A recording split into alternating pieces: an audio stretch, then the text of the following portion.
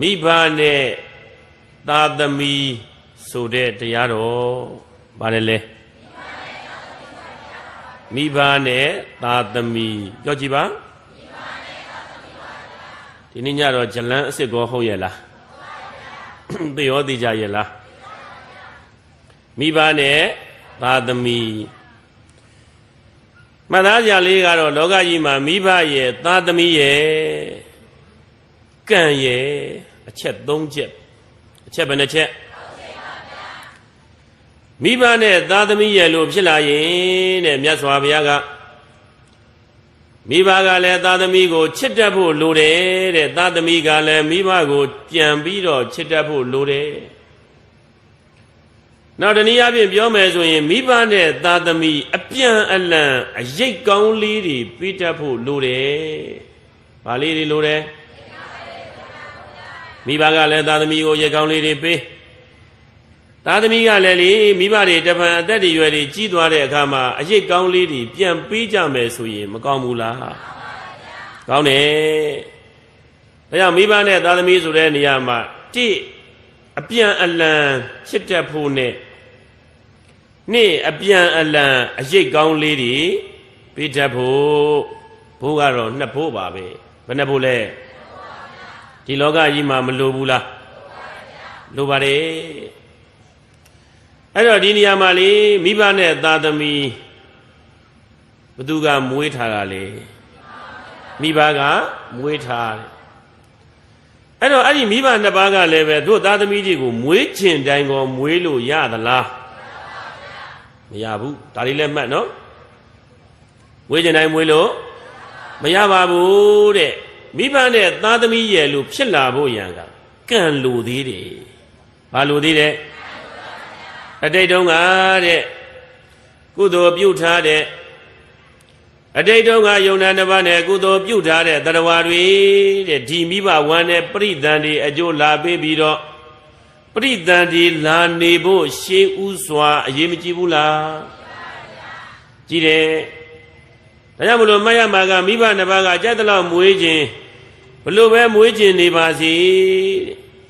အတိတ်ကလေကုသိုလ်ကံမပါတဲ့တရားတွေဆိုရင်ဒီထဲကိုရောက်မလာဘူးဒါကြောင့်မလို့ကလေးမရတဲ့မိဘတွေလည်းပဲမရှိဘူးလားရှိတယ်တဲ့ဒိုးပွားလေးကိုတရားဓမ္မနဲ့နည်းနည်းလေးပြန်ကြည့်လိုက်မယ်ဆိုရင်အစမတင်တန်တရားဆုံးရင်ဆံရင်ဒိုမျောလာတို့တွေဟာလေအခုလူပုံလူဘဝမရောက်ခင်မိဘတွေမမွေးခင်ကအစမတင်တန်တရားဆုံးရင်ဆံရင်ဒိုမျောလာတဲ့တို့ယုံနာနှစ်ပါးခန္ဓာ၅ပါးနဲ့ဟိုးအစကိုမမြင်မထင်နိုင်တဲ့တန်တရားကြီးတွေကစပြီးတို့မျောပါလာခဲ့ကြတာမျောမလာဘူးလားအကုသိုလ်တွေများရင်အပယ်လေးပုံမှာမြုပ်ပြီးမျောရတယ်မြုပ်ပြီးမမျောရဘူးလားအခုမှဥမာခွေးတွေနွားတွေတိရစ္ဆာန်တွေငရဲသားတွေပြိတ္တာတွေအသူရကယ်တွေဆိုရင်အကုသိုလ်ကံတွေများလို့အပယ်လေးပုံမှာမြုပ်ပြီးတော့မျောနေကုသိုလ်ကမှုကံလေးတွေနည်းနည်းချင်းချင်းပါခဲ့မယ်ဆိုရင်တော့လူပုံကြီးမှာပေါ်ပြီးတော့မျောရမယ်ကုသိုလ်ကမှုတွေများများပါမယ်ဆိုရင်တဲ့နတ်ဘုံမှာဗြဟ္မပြည်ကြီးမှာပေါ်ပြီးတော့မျောရမယ်ဒါကြောင့်တရားတွေဆိုတာဘာလဲလို့တရားသဘောနဲ့ကြည့်လိုက်ရင်မြုပ်မျောနဲ့ပေါ်မျောပါတယ်လေ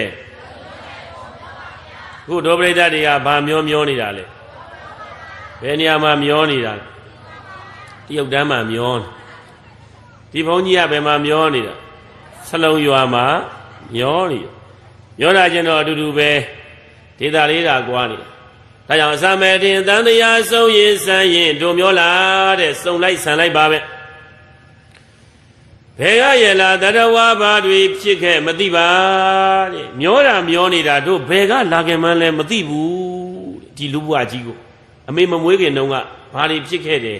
တို့သိလားဘယ်ကရလာတရားဝါဘာတွေဖြစ်ခဲ့မသိပါဘယ်ကလာခဲ့မှန်းလဲမသိဘာတွေဖြစ်ခဲ့မှန်းလဲမသိတဲ့လောလောဆယ်တော့တရုတ်တန်းမှာစုနေတာသိကြတယ်မသိကြဘူးလားဘယ်ကရလာတရားဝါဘာတွေဖြစ်ခဲ့မသိပါတဲ့ဘာတွေဖြစ်ခဲ့မှမသိပေမသိ냐တော့လည်းပဲတို့လာခဲ့တဲ့လမ်းကလေးကလှတယ်ခုဒီဘဝမှာတို့လာခဲ့တဲ့လမ်းကလေးကမလှဘူးလား လာလန်းကလေးကလှလိုက်တာတဲ့လူဘဝကိုတို့ရောက်လာဘယ်ဘဝကိုတို့ရောက်လာဘုသူကျေးဇူးကြောင့်မိဘကျေးဇူးကြောင့်မိဘကျေးဇူးတစ်ခုတည်းဟုတ်ရဲ့လားမဟုတ်သေးဘူးလာလန်းကလေးကလာလိုက်တာလူဘဝကိုတို့ရောက်လာလူဘုံလူဘွားကြီးတို့ရောက်လာဖို့ရတဲ့လွယ်လွယ်ကလေးနဲ့ရောက်လာခဲ့တယ်လို့မထင်နဲ့အမေဖေမင်္ဂလာဆောင်လို့တို့မွေးလာတယ်လို့လည်းမထင်နဲ့လာလန်းကလေးကလာလိုက်တာလူဘဝကိုတို့ရောက်လာအပယ်ဘုံကိုကြော်လို့လွှားတို့ပြူခဲ့တဲ့ကုသိုလ်အားအဲ့ဒါအဓိကပဲလူဘုံလူဘွားကြီးရောက်လာတာလေလွယ်လွယ်လေးမထင်နဲ့အပယ်လေးဘုံကိုကြော်ခဲ့လွှားခဲ့ရတာမလွှားရဘူးလား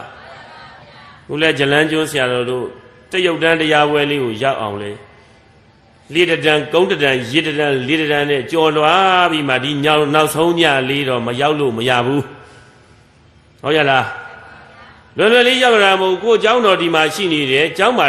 တခါတညလောက်ပဲကျင်းရတခါဝင်ထွက်လေးပဲဆရာတော်တို့လည်းပဲများစွာသောတရားဝါဒီတရားနာရပါစေဆိုပြီးတပည့်လုံးဖြန်းပြီးတရားတွေလိုက်ဟောရလောကကြီးမှာဒုဗိဒ္ဓတွေသိအောင်ဆရာတော်ဟောခဲ့အောင်မယ်တရားဟောဓမ္မဂတိက2မျိုးရှိဘယ်နှမျိုးရှိနံပါတ်1တဲ့အာရက်မရှိတဲ့ဓမ္မဂတိကသူကအာရက်ကိုမရှိဘူးပွဲရများလို့ဟိုလဲလိုက်ဟောဒီလဲလိုက်ဟောအာရက်ကိုမရှိဘူးနာရက်ကိုမရှိဘူးနံပါတ်2တဲ့ဟောရက်မရှိတဲ့ဓမ္မဂတိက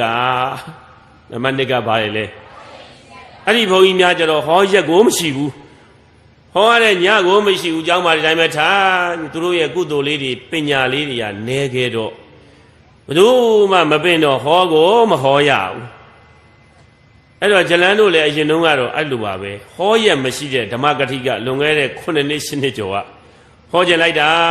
ဟိုရွာတရားပွဲလိုက်တောင်းဒီရွာတရားပွဲလိုက်တောင်းမျက်နှာငယ်လေးနဲ့ဇလန်းအဲ့တုန်းကတော့ဒီလောက်အသက်မကြီးသေးဘူးပိန်ပပဖြူဖြူချောချောအခုပြန်မြောက်ရတာကိုရီးယားမင်းသားပေါ့ဗျာ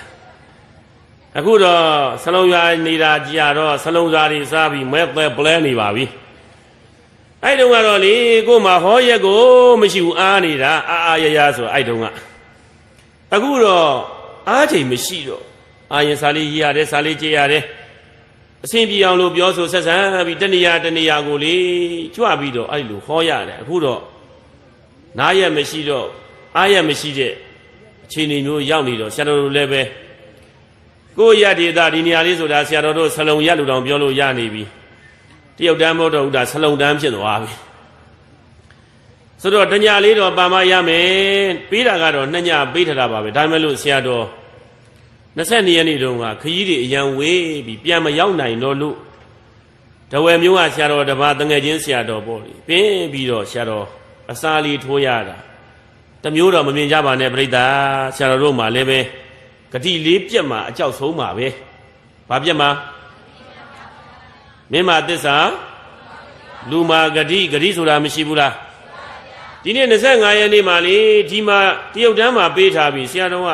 ဟိုနေပြည်တော်သွားဟောမယ်ဆိုဂတိပြက်သွားပြီကောင်းပါဦးမလားဘာတန်ဖိုးရှိသေးဘာမှတန်ဖိုးမရှိတော့ဒါကြောင့်ဂတိမပြက်ချင်ဘူးတခါကျတော့ရာသီဥတုမိုးရွာသွားလို့ပြည့်ရတာတခါကျတော့လဲအဲ့လိုကြီးတွေကဝေးပြီးတော့တနေ့ပြန်မကူးနိုင်တော့လို့ဂတိပြည့်ရတာလေးတွေရှိတဲ့အခါမျိုးတွေမှာလည်းပဲတို့ပြိတ္တတွေကအသင့်အတင့်နှလုံးသွင်းပေးဘာလို့ပေးပါအဲ့လိုဆိုမကောင်းဘူးလားယောနီသောမနတိကာရတဲ့အသင့်အတင့်နှလုံးသွင်းပေးတတ်မယ်ဆိုရင်ကုသိုလ်စိတ်တွေဖြစ်ပါတယ်အယူတွေလည်းမှန်နိုင်ပါတယ်လူပြည်လည်းရောက်နိုင်တယ်နတ်ပြည်လည်းရောက်နိုင်တယ်ဗြဟ္မပြည်ထိလည်းရောက်နိုင်ပါတယ်နိဗ္ဗာန်ထိလည်း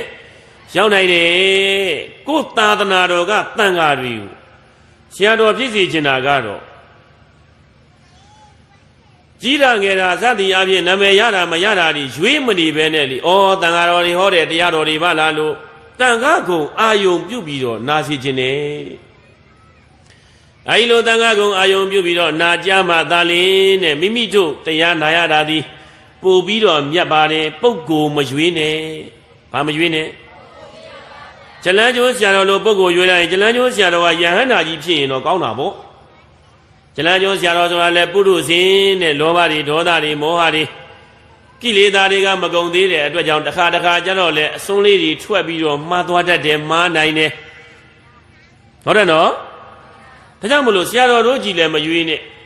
နောက်ဆုံးသီတကူဆရာတော်အားဆံမရွေးနဲ့မြန်မာနိုင်ငံမှာတန်ခါတော်အားလုံးကိုအာယုံပြုဒီလိုဆိုရင်အကျိုးမများဘူးလားအဲဒီလိုတန်ခါကုံအာယုံပြုပြီးတော့ယောနီသောမနတိကာရအသင်အတင်းလေးနှလုံးသွင်းပြီးတော့မိမိတို့ကတရားတွေနာကြတတ်မယ်ဆိုရင်တဲ့သိတ်တန်ဖို့ရှိတယ်အဖိုးတွေကမတန်ဘူးလားကိုကမိမိတို့ကတရားပွဲလုပ်တာလေကုသိုလ်လိုခြင်းလို့လားအကုသိုလ်လိုခြင်းလို့လားအပြစ်ပြောခြင်းလို့လားတရားနာခြင်းလို့လားအဲ့တော့ဆရာတော်ဒီဘက်ကလည်းအခက်ခဲလေးတွေရှိရင်အပြစ်ပြောကြမှာလားအသင့်အတင့်နှလုံးသွင်းပေးကြမလားဒါပေါ့ကိုဗုဒ္ဓဘာသာအချင်းချင်းဒီဟုတ်တယ်နော်ကျမ်းမာရေးဆိုတာရှိတယ်ယာတိဥဒုဆိုတာရှိတယ်သွားနေရတဲ့ခီးတွေရလေကားတရံလေးရင်တရံလှေတရံတွေသွားနေရတာတွေရှိတယ်အကြောင်းကျိုးမညညွတ်တဲ့အခါတွေမှာကျတော့လည်းပဲအတိလူလေးတွေဖြစ်သွားတာလေးတွေရှိဒါပေမဲ့လို့လေနောက်ဆုံးညလေးတော့ရအောင်ပြန်လာမှာပါဒါလို့ဆိုမကောင်းဘူးလားလောကကြီးမှာယောနီသောမနတိကာရအသင်အတင်းတွေနှလုံးသွင်းတတ်ဖို့အရေးကြီးတယ်တဲ့အသင်အတင်းနှလုံးမသွင်းတတ်ရင်မှတ်ထားအယူတော်မှသွားတတ်တယ်ဘာဖြစ်တတ်တယ်အခုလူလောကကြီးမှာမိစ္ဆာဒိဋ္ဌိဆိုတာမရှိဘူးလားမိစ္ဆာဒိဋ္ဌိမြင်ဘူးလားမမြင်ဘူးလားအဲ့မုတ်စိတ်မွေးပတိုင်းမွေးတွေနဲ့ဟာမိစ္ဆာတွေကြီးပဲသိသွားပြီလားကိုးရတဲ့တွေဓမ္မောက်တဲ့တွေဟာအဲ့ဒါမိစ္ဆာဒိဋ္ဌိတွေကြီးပဲသဘောပေါက်သွားပြီလားမိစ္ဆာဒိဋ္ဌိတွေဆိုတာတဲ့နံပါတ်1အဲ့အသုံးလုံးလို့ခေါ်တယ်အာယောနိသောမနတိကာရတဲ့အသင့်အတင်းနှလုံးမသွင်းတတ်လို့အယူတွေမှားတာသူတို့ကသဘောတရားကိုရောက်အောင်ပေါ့ကုသိုလ်ဖြစ်အောင်နှလုံးမသွင်းတတ်ဘူးနှလုံးမသွင်းတတ်တဲ့အတွက်ကြောင့်မိစ္ဆာဒိဋ္ဌိအယူတွေမှားပြီးတော့အပယ်တွေလားကုန်တာနံပါတ်2တဲ့အကလျာဏမိတ်တတာမိတ်ဆွေကောင်းတွေမပေါင်းတတ်လို့မှတ်ထားကလားဖြစ်ရတာခရိယံဖြစ်ရတဲ့အကြောင်းဘုရား၄မျိုးဟောထားတယ်အာယောနိသောမနတိကာရသာအသင်အတင်းနှလုံးမသွင်းတတ်လို့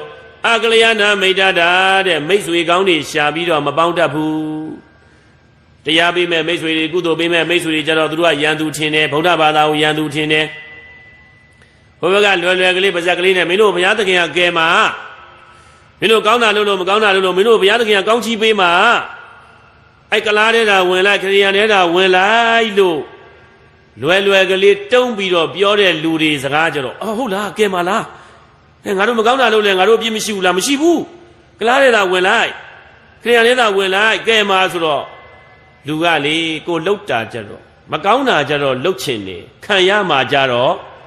ကြောက်တယ်အဲ့ဒါကိုဒီခေတ်လိုပြောရင်စာပီနာမလဲဗါတယ်လေဒါကြောင့်ကလားဘာသာခရိယံဘာသာဆိုတာအဲ့စာပီနာမလဲဘာသာပဲမှတ်ထားဆရာတို့အဲ့လိုတွန်းတိုက်ပြီးဟောနေရတာအနိစ္စဒုက္ခကလည်းတက္ကဏ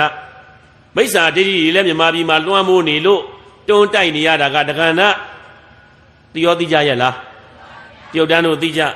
ကိုယ်ဗုဒ္ဓဘာသာတဲကအချင်းချင်းပဲတရားပွဲတွေပါမယ်မပေးလို့လည်းပဲတွန်းတိုက်နေရတာကဒုက္ခကောင်းရဲ့လားဒါကြောင့်မြတ်စွာဘုရားက30ပုံကိုဒုက္ခသစ္စာလို့ဟောသလားဒုက္ခသစ္စာလို့ဟောသလားဘာကြောင့်ဒုက္ခလို့ခေါ်တာလဲဆန့်ကျင်ဘက်ဒီပေါင်းနေလို့ပြောကြည့်ပါဟုတ်ကဲ့ဟုတ်ရဲ့လားဆန့်ကျင်ဘက်ဒီပေါင်းနေပြီဆိုမှတော့ကောင်းရဲ့လားတယောက်ကအပြစ်တွေမြင်တယ်တယောက်ကချီးမွမ်းတယ်ကောင်းတော့ဘူးတယောက်ကအပူကြိုက်တယ်တယောက်ကအေးတွေကြိုက်တယ်တဲ့ဆန့်ကျင်နေတာကတော့အပြစ်မှလည်းဆန့်ကျင်နေတာဒီထဲမှာလည်းဆန့်ကျင်နေတာမိမိတို့ရရှိထားတဲ့ယုတ်တရားနံတရားလို့ခေါ်တဲ့ခန္ဓာ၅ပါးယုတ်နံ2ပါးဒီပင်လင်ဆန့်ကျင်ဘက်ဒီပေါင်းထားတာဓာတ်ကြီးဘယ်နှပါးဓာတ်ဘူးကြီးဘယ်နှလုံး၄လုံးဘာဓာတ်တွေပထဝီအာဘောတေဇောအဲ့ဒီဓာတ်ကြီး၄ပါးညီနေတာလားဆန့်ကျင်နေတာလားတေဇောဆိုရင်လေပူတဲ့သဘောအေးတဲ့သဘောပထဝီဆိုရင်မာတဲ့သဘောပျော့တဲ့သဘောအာဘောဆိုရင်ယိုစီးတတ်တဲ့သဘောရေလိုဟာမျိုးကိုအရေလိုဟာမျိုးကိုပြောတာဝါရောဆိုရင်တွန်းကန်လှုပ်ရှားနေတဲ့သဘောအဲ့ဆန့်ကျင်ဘက်၄ခုပေါင်းပြီညီညွတ်တုံးတော်ကောင်းနေတယ်ဓာတ်ကြီး၄ပါးတည်းကဝါရောဖောက်ပြန်တော့လေဖြတ်သွားနိုင်သေးလားပြောနိုင်သေးလားဒါကြောင့်စံကျင်ဘက်တွေပေါင်းထားတာစံကျင်ဘက်တွေပေါင်းထားတဲ့အတွက်ကြောင့်မြတ်စွာဘုရားရှင်ကိုတော်မြတ်ကဒုက္ခတေဘုမကံဝဋ္ဌဒနာသမုဒယောဘဝိ နိရောဓနာမနိဗ္ဗာန်မဂ္ဂောလောကုတ္တရောမတ္တောဘေကဝေတရားနာပရိသတ်ပေါင်းဩတရောကောင်းတို့ဒေဘုမကဟရိဘုံ၃ပါးမှာဖြစ်တဲ့တရားတွေမှန်သမျှဆိုတာဝတ္တံဝတရားတွေဆိုတာဒုက္ခဒုက္ခသစ္စာကြီးပါပဲဣတိသောဘဂဝါမြတ်စွာဘုရားရှင်ကိုရောမြတ်ကတေတေဒီကောင်းစွာမသွေဟောကြားခဲ့လီတော်တည်း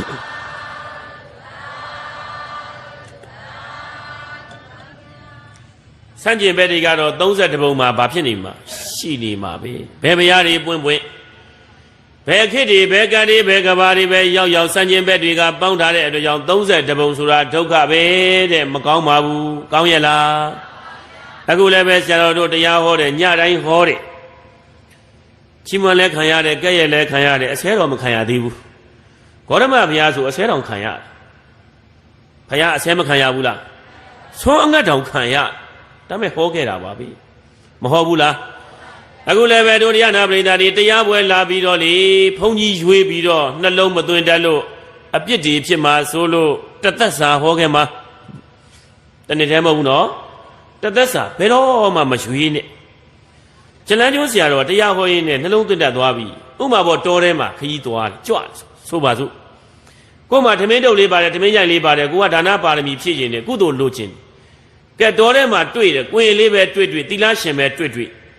ယဟန္တာကြီးပဲတွေ့နမကြီးဆရာတော်ကြီးပဲတွေ့မကြီးတာပဲတွေ့တဒေါင်းစားပဲတွေ့ဘာလို့မှာလှမှာဟုတ်တယ်နော်နှလုံးမသွင်းတဲ့လူကြတော့မရဘူးတဒေါင်းစားဆိုမလူဘူးနာမည်မကြီးရင်မရဘူးဟာယဟန္တာကြီးမှနာမည်ကြီးမှမရွေးတော့နဲ့အလူကံပုဂ္ဂိုလ်14ယောက်တဲ့တကြိတ်4ယောက်ထဲမှာမြတ်စွာဘုရားကစလို့ဟုတ်တရိษံထီအောင်တဲ့အကုန်လုံးအလူကံပုဂ္ဂိုလ်တကြိတ်4ယောက်ထဲမှာရှိပါတယ်မပါဘူးလားမိမိကနှလုံးသွင်းတတ်ပြီးတော့ပါရမီဖြည့်တတ်ရင်တဲ့ပါရမီတွေကမပြည့်ဘူးလားခုတို့ဂေါရမဘုရားဝိတ္တန္တရာမင်းကြီးဘုရားတုန်းကပါရမီဖြည့်သွားတာမယားကိုလည်းလူတယ်သားကိုလည်းလူတယ်သမီးကိုလည်းလူတယ်ဆင်ပြေတော်ကြီးတယ်လူတယ်အလူကံပုဂ္ဂိုလ်တွေကယဟန္တာတွေလားပုထုဇဉ်တွေလားအဲ့ဒါလေးသဘောပေါက်ပုထုဇဉ်တော်မှာတဲ့သားတွေသမီးတွေလူတဲ့အခါမှာလေသားတွေသမီးတွေလာပြီးတော့အလူခန်းတဲ့ပုံနာကြီးသည်လူဓာတွေအကုန်စားတဲ့ဘာပုံနာစုစကားပုံနာအသက်က80ကျော်မယားငယ်ငယ်လေးယူထားတယ်16နှစ်လောဘကကြီးတယ်အလူခံပြီးတော့စားတယ်တဲ့သူ့ကြည့်လိုက်ရင်ကြီးညိုစရာအကွက်ကတကွက်မှမရှိဘူးရုပ်ကလည်းကြမ်းလိုက်တာဂျလန်းတို့လိုမချောဘူးဂျလန်းတော့ကိုယ့်ကိုချောတယ်ပဲထင်နေတော့ပဲရုပ်ကလည်းကြမ်းလိုက်တာတဲ့သူတော်ကောင်းရုပ်ကိုမပေါက်ပါဘူးအဲ့ဒီလိုလေလောဘကြီးကြီးနေတဲ့ပုရုဇဉ်ထဲမှာတော့မှအဲ့ဒီသီလသမာဓိပညာသိက္ခာလုံးဝမရှိတဲ့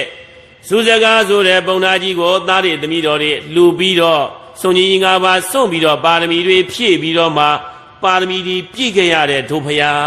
ဒါကြောင့်တို့လည်းဘာလို့ရွေးနေမှာလဲချက်လန်းလည်းမရွေးနဲ့မလန်းလည်းမရွေးနဲ့တရားဆိုရင်အကုန်လုံးဘာလို့ရမှာနာကြပါဟုတ်ရဲ့လားဒါကတော့အားလုံးတပည့်လုံးနဲ့မဆိုင်ဘူးလားဆိုင်တာပေါ့မိစ္ဆာဒိဋ္ဌိတွေဖြစ်ရတယ်ဆိုတာနမတဲ့အကလျာဏမိတ်တာတဲ့မိတ်ဆွေကောင်းတွေကိုမပေါင်းပဲနဲ့အဲ့ဒီလိုပေါ့တန်လေးမင်းတို့ဘုရားသခင်ကဲမှာဘာမှလုပ်ရှာမလို့ဘူး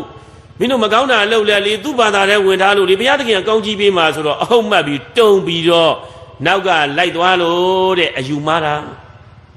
လောကမှာလူနှမျိုးရှိတယ်ယုံနေတဲ့လူနဲ့တုံနေတဲ့လူပြောကြည့်ပါဘလို့လူကကောင်းတယ်ယုံနေတဲ့လူကကောင်းတာပေါ့လူနှမျိုးရှိတယ်တဲ့ပါရမီဖြည့်နေတဲ့လူနဲ့အလကားနေတဲ့လူပြောကြည့်ပါဘလို့လူကကောင်းတယ်အခုတို့တွေတရားပွဲတွေပြုလုပ်ပြီးတော့ပါရမီတွေဖြစ်မနေဘူးလားတန်တရားဝုကနေလွတ်အောင်လဲယုံမနေဘူးလားလူနှမျိုးရှိတယ်တဲ့အကောင်းမြင်တတ်တဲ့လူနဲ့အဆိုးမြင်တတ်တဲ့လူဘာလဲ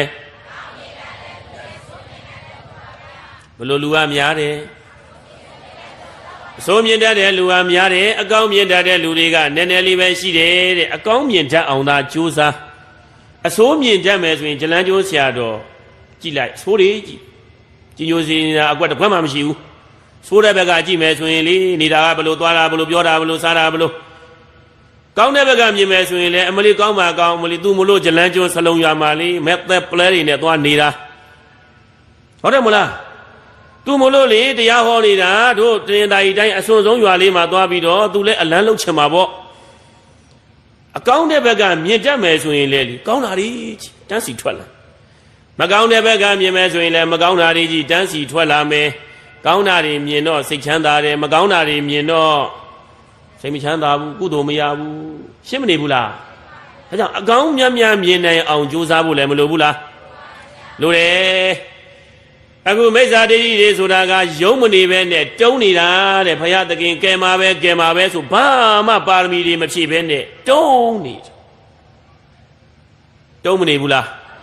တုံးနေတာတုံးတော့တုံးပါများရင်ရှုံးသွားတတ်တယ်ပြိဿကြီးဘာဖြစ်တတ်တယ်ဟုတ်ကောဟုတ်ရဲ့လားအဲ့မိစ္ဆာဒိဋ္ဌိမိမ့်မတွေဆိုရင်လीအဲ့တုံးလုံးလုံးရှုံးနေတာတို့ဗုဒ္ဓဘာသာမြန်မာမိန်းကလေးတွေဆိုရင်လीယောက်ျားလေးတွေနဲ့ဓာန်တူကုသိုလ်ကောင်းမှုတွေကိုပြုခွင့်နေမရှိဘူးလားရှိတာဗောဟလားကိုယောက်ျားနဲ့အတူတကွဘုရားသွားရွှေသင်္ကန်းကပ်မလားသင်္ကန်းပဲလူမလားဟလားအလူကြီးပဲလုံမလားကိုသားသမီးတွေဟလားရှင်ပြုလူပဲယူများလုပ်ပေးမလားကြိုက်တဲ့ကုသိုလ်ကိုလေယောက်ျားနဲ့ဓာန်တူပြုခွင့်မရှိဘူးလားရည်စားရှိရင်လည်းအိမ်ကတော့မသိစေနဲ့တိတ်တိတ်ပုံလေးဆိုင်ကနေသွားပြီးတော့ဘုရားပေါ်ပတ်လို့မရဘူးလားဤသို့ပြုရတဲ့ကုသိုလ်ကောင်းမှုတွေကြောင့်ဖြစ်လျာဘဝတခိုင်းနဲ့နားပါရစီပါဆူတောင်းလည်းမရဘူးလားဗုဒ္ဓဘာသာမြန်မာမိန်းကလေးဖြစ်ရတာယောက်ျားလေးတွေနဲ့ဓာန်တူညီမျှအခွင့်အရေးရှိတယ်ကုသိုလ်ကောင်းမှုတွေပြုလုပ်ခွင့်ရှိတယ်လို့ဆိုတာမိစ္ဆာဒိဋ္ဌိရဲ့ကလားတွေရဲ့မိမတွေခရိယန်တွေရဲ့မိမတွေဖြစ်ရတာကြတော့မိမချင်းတူတာတောင်မှရှုံးပြီတဲ့ဓာန်တူခွင့်ရမရှိပါကလားတွေကဘာပြောလဲမှတော့မိမတွေကိုနှိမ်ထားတာနင်တို့ကတဲ့မိမတွေတဲ့ဘုရားသခင်ကဖန်ဆင်းထားတာရုပ်နှိမ်နေရုပ်နှိမ်တဲ့မိမတွေအဲ့ဒါကြောင့်တဲ့နင်တို့အိမ်မှာပဲနေပလီမလိုက်နဲ့ဘယ်ကလမမှာပလီမရောက်ဘူးဘာရှိမှန်းကိုမသိဘူးတို့ဗုဒ္ဓဘာသာမြန်မာမိန်းကလေးတွေဘုန်းကျောင်းမှာဘုရားပန်းလဲလဲရတယ်ဘုရားကိုအောက်ပင့်ချပြီးရေတပ်ပယ်ပေးလဲရသေးတယ်တန်ဖိုးဘာလဲလဲမိမချင်းတူဝင်မယ်လို့တန်ဖိုးချင်းတူရလားအဲ့ကလမတွေသွားမေးကြည့်ဘယ်တယောက်မှပလီနာဝမရောက်ဘူးတာသူတို့ယောက်ျားတွေကနှိမ်ထားတာနင်တို့ကတဲ့ဘုရားသခင်ဖန်ဆင်းထားတဲ့မိမဖြစ်နေတာတဲ့ယုံနှိမ်နေတဲ့အိမ်မှာပဲနေတဲ့နော်ဒါပေမဲ့လို့တဲ့နင်တို့တွေအားမငယ်နေတဲ့နင်တို့ကတဲ့ဘုရားသခင်ရဲ့ဘာသာတဲ့ဝင်ထားလို့တဲ့ဘုရားသခင်ကတဲ့ကလားကလည်းအလားရှင်ခရိယန်ကလည်းယေရှုတဲ့ထာဝရဘုရားသခင်ဘုရားသခင်ဆိုသူတို့ကကြုံပေါ့မှန်ရလားတို့ကတော့ဂေါတမသမ္မာသမ္ဗုဒ္ဓတပ်ပင်ညုတဂေါတမမြတ်စွာဘုရားသခင်တွေပါလေပါလားရှင်းမနေဘူးလားဒါကြောင့်ကျွန်းလည်းမဖြစ်စေကြနဲ့ကျွန်းနဲ့တခင်ဆိုတာမကောင်းပါဆရာနဲ့တပည့်ဆိုတာကောင်းဤမှန်ရလားအဲ့ဒီမှာလေသူတို့ဘုရားသခင်ကတဲ့ကောင်းငင်ဘဝနေကြည်နေတယ်တဲ့သူ့ဘာသာနဲ့ဝင်လို့တဲ့နင်တို့ကောင်းတာလို့မကောင်းတာလို့တဲ့နင်တို့မှာအပြစ်မရှိဘူးတဲ့နင်တို့ကိုကဲမှာတဲ့အာယာသူတို့ကိုပဲအပေါ်ကကြည်နေမှာစဉ်းစားကြည့်အောင်အဲ့ဒါယုံနေတာလားတုံးနေတာလားတုံးမှာပေါ့သူတို့မှာတရားပွဲဆိုတာရှိတယ်သိက္ခာတရားပွဲရှိတယ်မိစ္ဆာတရားပွဲရှိတယ်ခွေတရားပွဲနွားတရားပွဲကလားတရားပွဲဆိုတာရှိလားရဘူးလားတရားမှမနာတော့ဘာမှမသိပါသိရလားဒါကြောင့်တရားပွဲလောက်တရားပွဲတွေများများလုပ်ပြီးတရားများများနာပေးရတယ်အရမပညာပါရမီတွေတက်မှာဘာပါရမီတွေဟုတ်ကောဟုတ်ရဲ့လားအဲ့ဒါတဲ့နင်တို့တဲ့ကောင်းကင်ဘုရားဘုရားသခင်ကကြည်နေတယ်တဲ့နင်တို့ကကြုံနေပေါ့ကြည်နေတယ်တဲ့ရုံညံ့တဲ့မိမတွေဆိုပြီးတော့လေတဲ့ဟိုပလီတာမလဲရတာပါတဲ့ဘာမှအားမငယ်ပါနဲ့တဲ့အိမ်မှာနေတဲ့ခေါင်းမီးလေးခြုံထားတဲ့ခေါင်းမီးလေးခြုံပြီးတော့တဲ့ဘာလို့အမှာတော့ဆိုတော့ငါတို့လူဦးရေများအောင်တဲ့အိမ်ကနေတဲ့ကလေးသာထိုင်ပြီးတပြုတ်ပြုတ်မွေးပေရှင်းလားအဲ့ဒါမိစ္ဆာဝါဒဘာဝါဒဒါကြောင့်မို့လို့လေမြမပြည်မှာအဲ့ဒီမိစ္ဆာတွေလူဦးရေတွေများလာတာတပြုတ်ပြုတ်မွေးပေးတာ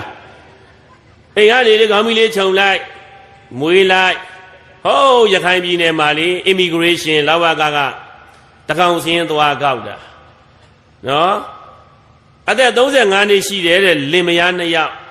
ဘင်္ဂါလီဘက်ကပြောင်းလာတဲ့မွတ်စလင်ကလားလင်မယား2ယောက်အိမ်ကိုသွားကောက်တာအသက်35နှစ်ရှိတဲ့အိမ်တင်ဆင်းရဲသွားကောက်တာတဲ့သားသမီးကမွေးထတာ35ယောက်အသက်35ယောက်ဆိုမွေးကြရပဲလို့ထပ်ပြီးတော့များပါလာကြသလားမသိအဲ့တော့ဆရာတော်ကစဉ်းစားတယ်ဒီကလားတွေလူလိုမွေးတာလားခွေးလိုများမွေးထတာလားဘယ်လိုမွေးတော့ဝက်လိုမွေးထတာရှင်းသွားပြီလားအဲ့ကြတော့လေမိမချင်းတူလာတော့မှမိစ္ဆာဒိဋ္ဌိအဲ့ဒီကလမတွေဆိုရင်ခေါင်းမီးလေးခြုံပြီးတော့ဘာလို့ရတော့ဆိုရင်ပြိဿရေကလေးတွေတပြုတ်ပြုတ်မွေးပေးရတဲ့သားဖောက်လုပ်ငန်းကြီးပဲလှုပ်ပေးရပြီးတော့ရှုံးနေတယ်ဒါကြောင့်မို့လို့ဗုဒ္ဓဘာသာမြန်မာမိန်းကလေးတွေအချိန်တန်အရွယ်ရောက်ဖလန်းထားတဲ့အရွယ်ကြရင်တတိထား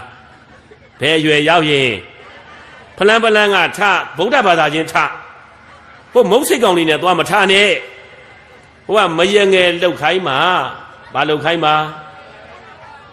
ဇလန်းဟောတာရှင်းဟောရှင်းတာမသိဘူးမယငယ်လှုပ်ခိုင်းမှာမယငယ်မလှုပ်ရဘူးဆိုရင်လည်းပဲဘိုက်တစ်လုံးနဲ့ပြစ်ထားခဲ့မှာလောကကြီးမှာယောက်ျားမရှားပါဘူးရှားလားရှားရင်ဇလန်းကျိုးဆရာတော်ကြီးဖုံးတာဆက်လိုက်ကျိုးမှာဆက်လုံးနေရှိတယ်သိရနဲ့မဲပေါက်ပြီးပေးပြလိုက်မယ်တရုတ်တန်းတို့မှတ်ထားနော်အဲ့တော့ကြိုက်မဲ့ကြိုက်ရင်လဲကလားတော့မကြိုက်နဲ့ကိုးရတယ်တော့မကြိုက်နဲ့ဓာန်ပေါက်တယ်တော့မကြိုက်နဲ့ကိုဗုဒ္ဓဘာသာချင်းချင်းနေဖလန်းထားလို့ရပါတယ်မရဘူးလားဒါကမသိမှဆိုလို့ဆရာတော်နည်းနည်းလေးပြောပြတာအဲ့ကြတော့တဲ့ဘာကြောင့်မိစ္ဆာအယူတွေယူရတာလဲအပယ်လားရတာလဲဆိုရင်တိနှလုံးမသွင်းတတ်လို့နှစ်မိတ်ဆွေကောင်းမပေါင်းတတ်လို့မိတ်ဆွေကောင်းကပေါင်းတတ်ရဲ့လားနံပါတ်3တဲ့နံပါတ်3ကတော့ဘာလဲဆိုရင်လေအတတ္တမသဝနတာတရားတွေမနာရလို့နံပါတ်3ကဘာလဲအာတရမသဝနာတာသူတော်ကောင်းတရားတွေကိုသူတို့မွေးကြတဲ့ကမနာကိုမနာရဘူးမကြားကိုမကြားရဘူးသူတို့အမေတွေကအဖေတွေကဆုံးမတာကိုတရားမပါဘူးမင်းတို့ဘုရားသခင်ကဖန်ဆင်းတယ်ဘုရားသခင်ကမွေးတယ်ဘုရားသခင်ကကျွေးတယ်ဘုရားသခင်ကကောင်းကြီးပေးမယ်တဲ့ပဲဒါပဲကြားကြရတော့လေတရားစကားမှမကြားကြရတော့အယူတွေမမှားဘူးလားနံပါတ်4တဲ့အရိယာဏအဒသနာကာမတာဖယားယဟန္တာအစာရှိတဲ့အရိယာသူတော်ကောင်းတွေကိုလည်းသူတို့ကမတွေ့လို့မမြင်လို့ဘူးကဲကိုရမဘုရားဟောခဲ့တာ၄ချက်တိတ်ဖို့တန်နေမတန်ဘူးလားဘာကြောင့်သူတို့တွေမိစ္ဆာတွေပြရတာလဲဆိုရင်ဖယားတရားတန်ခါအရိယာသူတော်ကောင်းတွေကြတော့သူတို့မမြင်ခြင်းဘူးမလို့ခြင်းဘူးရန်သူတပွဲထင်းတယ်အဲ့ဒီ၄ချက်ကြောင့်အယူတွေမှားသွားတာအယူမှားပြီးတော့အပယ်ကိုလာရတာအယူမှန်အဖို့တန်အယူမှန်နိဗ္ဗာန်အယူမှားရင်အပယ်လားအယူမှားရင်ဘာဖြစ်မှာဒါကြောင့်မလို့အဲ့ဒီ၄ချက်ထဲကဒုပရိသတ်လည်းနံပါတ်1အာယောနိသောမနတိကာရတအသင့်အတင်းတရားပွဲကြီးတွေလုတ်ပြီးတော့နှလုံးမသွင်းတတ်မှာဆိုလို့ဆရာတော်နည်းနည်းလေးချက်ပြီးတော့ဟောလိုက်တာဒါတော့ဆိုသိမသွားဘူးလားဒါကြောင့်မို့လို့အပယ်ဘုံကိုကြော်လို့လွှားပြန်ဆက်မယ်နော်အပေဘုံကိုကြော်လို့လွာဒိုးပြူခဲ့တဲ့ကုသိုလ်အားတဲ့လူဘုံလူဘွားကြီးရောက်လာတယ်ဆိုတာလွယ်လွယ်လေးရောက်ခဲ့တာမဟုတ်ပါငရဲတိရစ္ဆာန်ပြိတ္တာအတူတကယ်ဆိုတဲ့အပေလေးဘုံကိုတို့ကြော်လွှာပြီးတော့မှတဲ့ဒီမိဘဝန္တဲ့ပြိတ္တန်နေနေလာခဲ့တာအဲ့ဒီလိုတဲ့လာခဲ့တယ်ဆိုတာကဒိုးပြူခဲ့တဲ့ကုသိုလ်တွေကြောင့်ဘာကြောင့်ဟုတ်ကဟုတ်ရဲ့လားမိဘနှစ်ပါးမွေးုံနဲ့တင်ရပါမလားအပေဘုံကိုကြောက်လို့လွာဒုပြုခဲ့တဲ့ကုသိုလ်အားတဲ့ဒုပြုခဲ့တဲ့အတိတ်တုန်းကကုသိုလ်ကောင်းမှုလေးတွေပါလို့အဲ့ကုသိုလ်ကောင်းမှုလေးတွေကသွားမင်းလူဝါနဲ့တန်တဲ့လူဖြစ်တရုတ်တန်းနဲ့တန်တဲ့တရုတ်တန်းသွားဆလုံရွာနဲ့တန်ရင်ဆလုံရွာသွားမိစ္ဆာနဲ့တန်တော့ကလားပိုက်ထဲသွားတိရစ္ဆာန်နဲ့တန်တော့လေတိရစ္ဆာန်ပိုက်ထဲသွားကံနှစ်ပါးကခွဲခြားမပေးဘူးလားဒါကြောင့်တဲ့တရဝတိုင်းဒီကံနှစ်ပါးကိုမိကိုပြီးနေရတယ်ကံနှစ်ပါးကဖန်ဆင်းတာပါဖန်ဆင်းရှင်ဆိုတာတရားလည်းမဟုတ်ပါမြမလည်းမဟုတ်ပါဖယားသခင်လည်းမဟုတ်ပါဂေါရမဖယားလည်းမဟုတ်ပါကံနှစ်ပါးဘာနှစ်ပါးဒါဆိုရင်ကိုတို့လူပုံလူဘရောက်လာတဲ့ကံကတော့ကုသိုလ်ကံလားအကုသိုလ်ကံလားဒါကြောင့်မလို့ဒုတိယနာပရိသတ်ပေါင်းသူတော်ကောင်းတွေရှေးဥစွာသိရမှာကမိဘရဲ့သားသမီးရဲ့ကံနှစ်ပါးရဲ့လူဖြစ်လာတဲ့ကံကတော့ကုသိုလ်လားအကုသိုလ်လားကုသိုလ်ကံရဲ့ကုသိုလ်ကံကြောင့်လူဖြစ်တာမိဘမွေးလို့လူဖြစ်တာ လူတိုင်းရဲ့ကျေးဇူးရှင်ကဘယ်နှယောက်ဘာနဲ့ပါအတိတ်ကုသိုလ်ကံနဲ့မိဘနှစ်ပါးပြောကြည့်ပါသိသွားပြီလားဒါကြောင့်မလို့အတိတ်ကုသိုလ်ကံတွေပါခဲ့တဲ့အတွက်ကြောင့်လူဘုံလူဘဝရောက်တယ်မိဘမွေးတဲ့အတွက်ကြောင့်လူဘုံလူဘဝရောက်လာတဲ့အတွက်ကြောင့်မိဘနဲ့သားသမီးတဲ့အချင်းချင်းအရေးကောင်းလေးတွေပေးရမှာအချင်းချင်းတဲ့ချစ်တတ်ဖို့လိုပါတယ်မလိုဘူးလားမိဘကသားသမီးကိုအရေးကောင်းမပေးနိုင်တော့ဘူးဆိုတာနဲ့ဒီသားသမီးဘဝတဘဝမပြောနဲ့တတန်တရားလုံးကောင်းနိုင်ပါဦးမလားမကောင်းနိုင်တဲ့အတွက်ကြောင့်မြတ်စွာဘုရားကဒုက္ခဒုက္ခသာဆယဝတတောညာတိမာတာပိတုတတောအာသရိယောရိညောတတောဗုဒ္ဓသာနေကတာလောကမှာအရေးဆိုတာရှိတယ်တဲ့ဘိက္ခဝေတရားနာပရိသတ်ပေါင်းအိုသူတော်ကောင်းတို့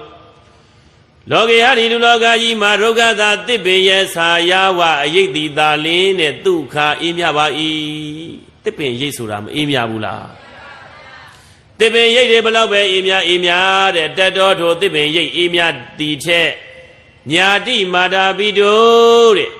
မိဘနှစ်ပါးရဲ့အရေးကပို့ပြီးတော့အေးမြတယ်မိဘကောင်းရင်သားသမီးတွေတပွားလေးကောင်းတာမဟုတ်တန်တရားတစ်လျှောက်လုံးကောင်းသွားမှာနိဗ္ဗာန်ထိအောင်ပါပဲမိဘမကောင်းရင်အရေးမကောင်းရင်သားသမီးတွေဒီဘဝနောက်ဆုံးပဲအပယ်ပြန်ရမှာမှန်ရလားဒါကြောင့်မလို့တဲ့တစ်ပင်ရိတ်တယ်မိဘရိတ်ကပို့ပြီးအေးမြတယ်မိဘကလည်းမိဘတိုင်းမဟုတ်မိဘကောင်းရဲ့အရေးကပိုအေးမြတယ်မိဘကောင်းဆွေမျိုးကောင်းတွေရဲ့အရေးတဲ့ဆရာကောင်းရဲ့အရေးကအေးမြတယ်ထို့တယ်မင်းကောင်းမင်းမြတ်ရဲ့အရေးကအေးမြတယ်ထို့တယ်တဲ့ယရဏ၃ပါးရဲ့အရေးကပိုပြီးတော့အေးမြဆုံးပဲဘုရားဟောခဲ့တယ်မဟောခဲ့ဘူးလားဒါကြောင့်မလို့မိဘကောင်းအရေးကလေးလည်းပဲတို့သားသမီးတွေမလိုဘူးလားမိဘတွေကလည်းပဲအရေးကောင်းလေးတွေပေးတတ်ဖို့မလိုဘူးလားလို့တယ်တဲ့လောကမှာမိဘဘယ်နှမျိုးရှိလဲဘယ်နှမျိုးနှမျိုးဆိုရင်လည်းမှန်ပါတယ်မိဘနှမျိုးဆိုရင်လည်းမှန်တယ်တဲ့နံပါတ်1တဲ့မြင့်မြတ်တဲ့မိဘနံပါတ်2တဲ့ရုပ်နှိမ့်တဲ့မိဘတို့ချောရင်တော့နှမျိုးပါပဲဟုတ်ရလားနောက်တနည်းအားဖြင့်ပြောရမယ်ဆိုရင်နံပါတ်1တဲ့လူနဲ့နိဗ္ဗာန်ကိုပို့ပေးတဲ့မိဘမိမိမွေးထားတဲ့သားတွေသမီးတွေကိုလူနာနိဗ္ဗာန်ကိုပို့ပေးတဲ့မိဘမိမိမွေးထားတဲ့သားတွေသမီးတွေကိုအပယ်၄ပုံပို့တဲ့မိဘအပယ်ပို့တဲ့မိဘရဲ့လို့လည်းပဲနှမျိုးမရှိဘူးလားတို့ချောရင်နှမျိုးအကျဲချဲ့ရင်မိဘ9မျိုးရှိတယ်ပြိတ္တာဘယ်နှမျိုးကြကြလေးတာလိုက်ဆိုလိုက်မိဘကောကြကြလေးမိဘကောမိဘမြတ်မိဘအနန္တဂိုင်းဝင်မိဘမိတ်ဆွေကောင်းမိဘမိတ်ဆွေရုပ်မိဘယတနာမိဘမိတ်ဆာမိဘဘယ်နှမျိုးရှိဒီကြလေးဆိုကြည့်အောင်မိဘကောင်းမိဘမြတ်မိဘအနန္တဂိုင်းဝင်မိဘမိတ်ဆွေကောင်းမိဘမိတ်ဆွေရုပ်မိဘယတနာမိဘမိတ်ဆာမှတ်မိလားမှတ်ထားစောက်သေးသွားမရှာနဲ့မရှိဘူးနံပါတ်1တဲ့မိဘကောင်းဆိုတာကတော့တလောကလုံးမှာရှိနေတယ်တဲ့မိဘတိုင်းသည်ကောင်း၏တိရစ္ဆာန်မိဘလည်းကောင်းတယ်လူမိဘလည်းကောင်းတယ်နတ်မိဘလည်းကောင်းတယ်အကုန်ကောင်းတယ်လောကလုံးမှာရှိနေတဲ့မိဘတိုင်းဒီကောင်းဆိုတဲ့ဂုဏ်ရင်္ဂါနဲ့အကုန်လုံးပြည့်စုံ၏တဲ့မကောင်းတဲ့မိဘမရှိဘူးရှိရလားဘာကြောင့်လဲဆိုရင်လေဘာကြောင့်ကောင်းတာလဲဆိုရင်အဲ့ဒီမိဘတိုင်းဒီအမေနဲ့အဖေမိဘနှစ်ပါးလုံးသည်တဲ့သားသမီးတွေကိုမမွေးခင်ကတည်းကကိုကာကွယ်ပါတယ်မကာကွယ်ဘူးလားဝေးပြီးရင်လေကာကွယ်တယ်ကာကွယ်လို့ကောင်းတာမိလောင်မှာဆိုလို့ယူနေဘူးလောင်မှာဆိုလို့ချင်းကိုင်းမှာဆိုလို့ရင်နာမှာဆိုလို့ပခဲတဲ့ကပြုတ်ကြမှာဆိုလို့မိဘတိုင်းသည်တဲ့တိရစ္ဆာန်မိဘပဲဖြစ်ဖြစ်လူမိဘပဲဖြစ်ဖြစ်သားသမီးတွေအပေါ်မှာတဲ့ချစ်ခင်မြတ်နိုးတဲ့စိတ်ကလေးတွေနဲ့ကာကွယ်တဲ့အတွက်ကြောင့်ကောင်းဆိုတဲ့ဂုဏ်နဲ့ပြည့်စုံတဲ့မိဘတွေပါမိဘကောင်းတိုင်းမမြတ်ပါမှန်ရလားမိဘကောင်းတိုင်းမမြတ်ပါတဲ့မိဘမြတ်မိဘနန္ဒာကိုင်းဝေဆိုတာတွေကတော့တခြားစီတဲ့ကောင်းဆိုတဲ့ ဂုံအင်္ဂါတွေကတော့တလောကလုံးမှာရှိတဲ့မိဘတွေကတော့ကောင်းပြီးသားဒါကြောင့်မို့လို့တို့ပြာတူလာပြည့်နေမှာအမေနေ့တို့တော့မတတ်မှတ်ဘူးလားတတ်မှတ်တယ်အမေဆိုတာတဲ့သားသမီးတွေအပေါ်မှာမမွေးခင်ကလေးကတဲ့စိုးရိမ်ပေးတယ်အဖေလည်းပါပါတယ်မပါဘူးလားမမွေးခင်ကလေးကငါရင်၌လွယ်ထားတဲ့သားကလေးသည်သမီးကလေးသည်တခုခုဖြစ်မှဆိုးတယ်လို့စိုးရိမ်တယ်စိုးရိမ်ပေးတယ်အန္တရာယ်တွေကြောင်းမှဆိုလို့ကာကွယ်စောင့်ရှောက်ပေးတယ်တဲ့ပြီးတော့မွေးပေးပါတယ်မွေးရတဲ့ဒုက္ခလွယ်သလားမွေးဘူးတဲ့လူတွေသိတယ်ဟုတ်တယ်နော်ဆရာတို့ကစာပေနဲ့တာပြောနေရတာအဲ့တော့နံပါတ်1တဲ့စိုးရိမ်ပေးတယ်နံပါတ်2စောင့်ရှောက်ကာကွယ်ပေးတယ်နံပါတ်3တဲ့မွေးပေးတယ်ဒီလောက်နဲ့တင်ပဲမိဘနှစ်ပါးကျေးဇူးတင်စရာကောင်းပါပြီမကောင်းဘူးလားဒါကကောင်းစင်းတဲ့ဆရာတော်ပြောတာမိဘတိုင်းကောင်းတယ်တဲ့မိဘတိုင်းမမြတ်ပါမိဘတိုင်းလည်းပဲအနန္တကိုင်းမွေမှာမိဘတိုင်းလည်းယရနာမထိုက်ပါမိဘတိုင်းကလည်းမိတ်ဆွေကောင်းအစ်စ်မှမရှိသေးဘူးတဲ့မိဘမြတ်ဆိုတာတဲ့ဒုပရိသတ်ကြီးမှတ်လိုက်ပါမိမိကိုယ်တိုင်ကလည်းတရားတရားတွေရှိတယ်ဘုရားစစ်တရားစစ်တန်ခါစစ်ကိုယုံကြည်တယ်ကံကံရဲ့အကျိုးကိုယုံကြည်တယ်ကောင်းတာလုပ်ရင်မကောင်းတာလုပ်ရင်မိကိုကံရင်ဥတတ်တယ်လောင်တတ်တယ်လို့မသိဘူးလားအစိတ်ကိုတောက်ရင်သေတတ်တယ်ငရဲမိကိုတောက်ရင်သေတတ်တယ်အစိတ်တို့ငရဲမိတို့ကိုလေဘလို့တော်ဝါဘဲဘာသာပဲတောက်ဘာဖြစ်မှာလဲဘာကြောင့်သေမှာလဲသေစေတတ်တဲ့သဘောရှိတဲ့အရာကိုသွားကင်ပြီးတောက်ပြီးလို့မှတ်ရလားဘာသာတွေလူမျိုးတွေနဲ့ဆိုင်လားမဆိုင်ဘူးတော့အခုလည်းပဲဒီလိုပါပဲမိဘနှစ်ပါးဆိုတာအဲ့ဒီလိုတဲ့မကောင်းတာလုပ်ရင်ဒါကပိဿုပန်တဲ့ပြောတာမိဖို့ကံရင်ပူတတ်တယ်အစိတ်ကိုတောက်ရင်ငရဲမိကိုတောက်ရင်သေတတ်တယ်ထို့တူပဲမကောင်းတဲ့အကုသိုလ်တွေကိုလုပ်ရင်ပူတတ်တယ်လောင်တတ်တယ်အပယ်လေးပုံကြတတ်တယ်မကောင်းတာလုပ်ရင်မကောင်းတာဖြစ်မယ်ကောင်းတာလုပ်ရင်ကောင်းတာဖြစ်မယ်တူတဲ့အကျိုးတွေရှိတယ်လို့မိဘနှစ်ပါးကလည်းယုံကြည်တယ်မယုံကြည်ဘူးလားမိမိတို့ယုံကြည်သလိုတဲ့မိဘနှစ်ပါးကမွေးထားတဲ့သားတွေသမီးတွေကိုတဲ့တပံပြန်ပြီးတော့တရားတရားရှိအောင်လုပ်ပေးတယ်ဘာရှိအောင်ငါသားတို့ငါသမီးတို့အလကားနေရင်ဘာမှမစားရဘူးပြင်းနေရင်တော့ဖြင်းသွားမယ်ဖြင်းရင်ကြာရင်တုံးသွားမယ်တုံးရင်ရှုံးသွားမယ်ကိုယ်အားကိုရတယ်လောကကြီးမှာတူတဲ့အကျိုးရှိတယ်ဒါဘုရားစစ်တရားစစ်တန်ခါစစ်ဒါတူတဲ့အကျိုးတွေတရားတရားရှိအောင်လုပ်မပေးဘူးလားမိမိမွေးထားတဲ့သားတွေသမီးတွေကိုတရားတရားရှိအောင်တဲ့သင်လဲသင်ပြတယ်ညွန်လဲညွန်ပြတယ်ပြီးတော့တဲ့မွေးထားတဲ့သားတွေသမီးတွေကိုကုသိုလ်နဲ့အကုသိုလ်ဓမ္မနဲ့အဓမ္မအမားနဲ့အမှန်ကိုခွဲခြားပြပြီးသင်ပေးတယ်အဲ့ဒါမှမိဘမြတ်မှန်ရလားငါသားတို့ငါသမီးတို့လောကကြီးမှာလေတရား၃ပါးရှိတယ်မဲညစ်တဲ့တရားဖြူစင်တဲ့တရားမြင့်မြတ်တဲ့တရားလောကရဲ့အဖြစ်တရားလောကရဲ့အလှတရားလောကရဲ့အထွတ်ထိပ်ဆိုတဲ့တရားဒီတရား၃ပါးရှိတယ်မဲညစ်တဲ့တရားဆိုတာလေမကောင်းမှုတွေအကုသိုလ်တွေဒုစရိုက်တွေပေါ့အဲ့ဒါငါသားတို့ငါသမီးတို့ကဒီမကောင်းမှုအကုသိုလ်ဒုစရိုက်တွေကိုသွားပြီးတော့လှုပ်လိုက်မယ်ပြုလိုက်မယ်ဆိုရင်ကံ၃ပါးနဲ့ပြုလုပ်လိုက်မယ်ဆိုရင်ငါသားတို့ငါသမီးတို့မိကိုကင်တယ်လို့ပဲငရဲမိကိုအစိတ်ကိုတောက်တယ်လို့ပဲပူမလောင်မဒီဘဝပဲနောက်ဆုံးသိပြီးရင်အပယ်ငရဲကြလိမ့်မယ်ကောင်းနေတဲ့လူတွေဟာလေမဲသွားတတ်တယ်ညစ်သွားတတ်တယ်မိမိပြုတဲ့ကံတရားကိုပြန်ပြီးတော့ဖြည့်ဆည်းတတ်တယ်ဒါကြောင့်မလို့ငါသားတို့ငါသမီးတို့အကုသိုလ်ကိုရှောင်မကောင်းမှုကိုရှောင်ကောင်းမှုကိုဆောင်ဖြူအောင်စိတ်ကိုထားသင်မပေးဘူးလားအဲဒီလိုဓမ္မနဲ့အဓမ္မကုသိုလ်နဲ့အကုသိုလ်အမှန်နဲ့အမှန်ဝေဖန်ခွဲခြားပိုင်းခြားပြီးတော့သင်ပေးလိုက်တဲ့မိဘတွေကမှတဲ့မိဘမြတ်တွေလို့ခေါ်တယ်မိဘအနန္တဂိုင်းဝင်တဲ့ရှ िख ိုးပူဇော်ထိုက်တဲ့မိဘတွေပါပဲမိဘမိတ်ဆွေကောင်းကြီးလို့လည်းခေါ်တယ်မိဘယတနာလည်းထိုက်တယ်မိဘကောင်းနဲ့လည်းညီတယ်တဲ့ဂုံတူး၅ခုတက်သွားတယ်ဂုံတူးဘယ်နှခုအဲ့ဒီလိုမိဘကတော့ရှားတယ်မရှားဘူးလားဒါပေမဲ့လို့တို့ဗုဒ္ဓဘာသာမိဘတွေဆိုတာဒီလိုမိဘတွေပါပဲမိဘမြတ်လဲမြတ်တယ်အနန္တလဲဂိုင်းဝင်တယ်ဒါကြောင့်မလို့သာသမီတွေကဗုဒ္ဓဘာသာမှာမိဘတွေကိုရှ िख ိုးတယ်ကတော့တယ်မကြော်ဘူးလားကတော့တယ်အဲ့လိုမှမဟုတ်ဘဲနဲ့လေဓမ္မနဲ့အာဓမ္မသင်မပေးဘူးဆိုရင်မိဘမြတ်အောင်မလားမမြတ်တော့ဘူးမိဘရုပ်ဖြစ်သွားမယ်မှန်ရလားဒါကြောင့်ဓမ္မနဲ့အာဓမ္မခွဲခြားပြီးသင်ပေးတတ်ဖို့မလိုဘူးလား သာသမီကိုငငယ်လေးတွေကလေအိယာဝင်အိယာထအားတဲ့အခါလေးတွေမှာကုသိုလ်နဲ့အာကုသိုလ်ကြောင့်လေးတွေပြောပြငါသားတို့ငါသမီးတို့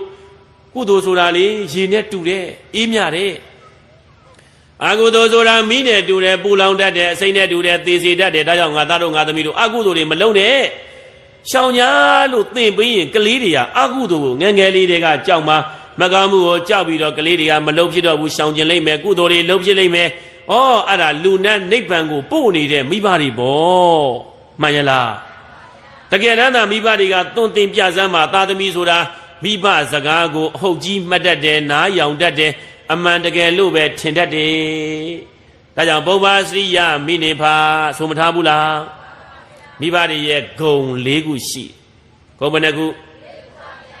ယန္နာပိဋကဘောင်သူတော်ကောင်းတို့လောကကြီးမှာမိဘဆိုတာတဲ့ဗြဟ္မာကြီးနဲ့တူတယ်။ဘာနဲ့တူတယ်။မိဘဆိုတာဗြဟ္မာမင်းကြီးနဲ့တူတယ်မိဘဆိုတာတဲ့နတ်မင်းကြီးနဲ့လည်းတူတယ်မိဘဆိုတာရှေးဦးဆရာနဲ့လည်းတူတယ်မိဘဆိုတာတဲ့အလူကံပုဂ္ဂိုလ်မြတ်နဲ့လည်းတူတယ်မိဘရဲ့ဂုဏ်ဘယ်နှခုသဗ္ဗယမကာနိဘေကဝေတာနိကုလနိယေတံဗုဒ္ဓနာမာတာမိတော်ဣဇာဂါရေပူဇိတဝန္ဒီဘိက္ခဝေတရားနာပရိသတ်ဘောင်သူတော်ကောင်းတို့ယေတံဗုဒ္ဓနာအကျင့်မျိုးကောင်းသားမျိုးကောင်းသမီးတို့ရဲ့ဣဇာဂါရေအိမ်အတွင်းမှာတဲ့မာတာပိတော်မိခင်ဖခင်ကျေးဇူးရှင်နှစ်ပါးကိုပူဇိတာပူဇော်လှုပ်ကြွေးပြီးတော့နေကြကုန်သည်ဟွန်တိဖြစ်ကုန်၏ဒါနေကုလာနေတို့မျိုးကောင်းသားမျိုးကောင်းသမီးပညာရှိတို့သည်သဗ္ဗယမကာနိမိမိတို့ရဲ့အိမ်ထဲမှာ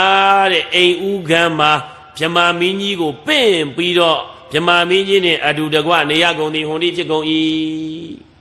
မိဘနှစ်ပါးကိုသာပူဇော်ပါလှုပ်ကြွေးပါပြုစုပါယူရပါကျေးဇူးတွေဆက်ပြီးတော့နေပါတဲ့အဲ့ဒီသားတွေသမီးတွေဟာတဲ့ဗြဟ္မာမင်းကြီးဟုတ်ဗြဟ္မာပြည်ကဗြဟ္မာမင်းကြီးနဲ့နေရတာနဲ့တူတယ်ဗြဟ္မာမင်းရှိခိုးခြင်းဘယ်မှလိုက်မရှာနဲ့အိမ်ဦးကမ်းမှာမိဘနှစ်ပါးရှိပြီးသားမရှိဘူးလားသာဘဝဒေဝတာနီတဲ့အိမ်ဦးနတ်မင်းကြီးနှစ်ပါးနဲ့လည်းတူပါတယ်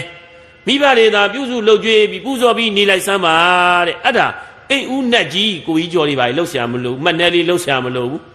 လိုရလားကိုကြီးကျွာမှာအရက်တပလင်းကြက်ကြော်တွေပါလေကုန်နေအောင်မှာမိဘနှစ်ပါးကိုသာအဲ့ဒီမှာလေးကြက်သားကာသားချက်တာချက်ကျွေးလိုက်ကိုကြိုက်တာကိုပြောရတာဟုတ်တယ်နော်ကုသိုလ်တွေမရဘူးလားအဲ့ဒါအိမ်ဦးနတ်ကြီးနှစ်ပါးနဲ့တူတကွာနေရကုန်သည်ဟိုဒီဖြစ်ကုန်၏သာပုဗ္ဗစရိယကနေတဲ့ရှေးဦးဆရာ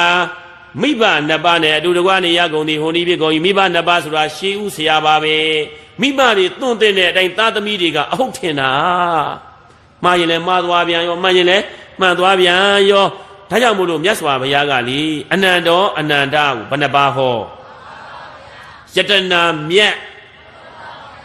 ခွဲဟောထားတယ်ယတနာမြတ်၃ပါးပဲဟောတယ်ယတနာမြတ်၅ပါးမဟောပါဒါလေးမှတ်ထား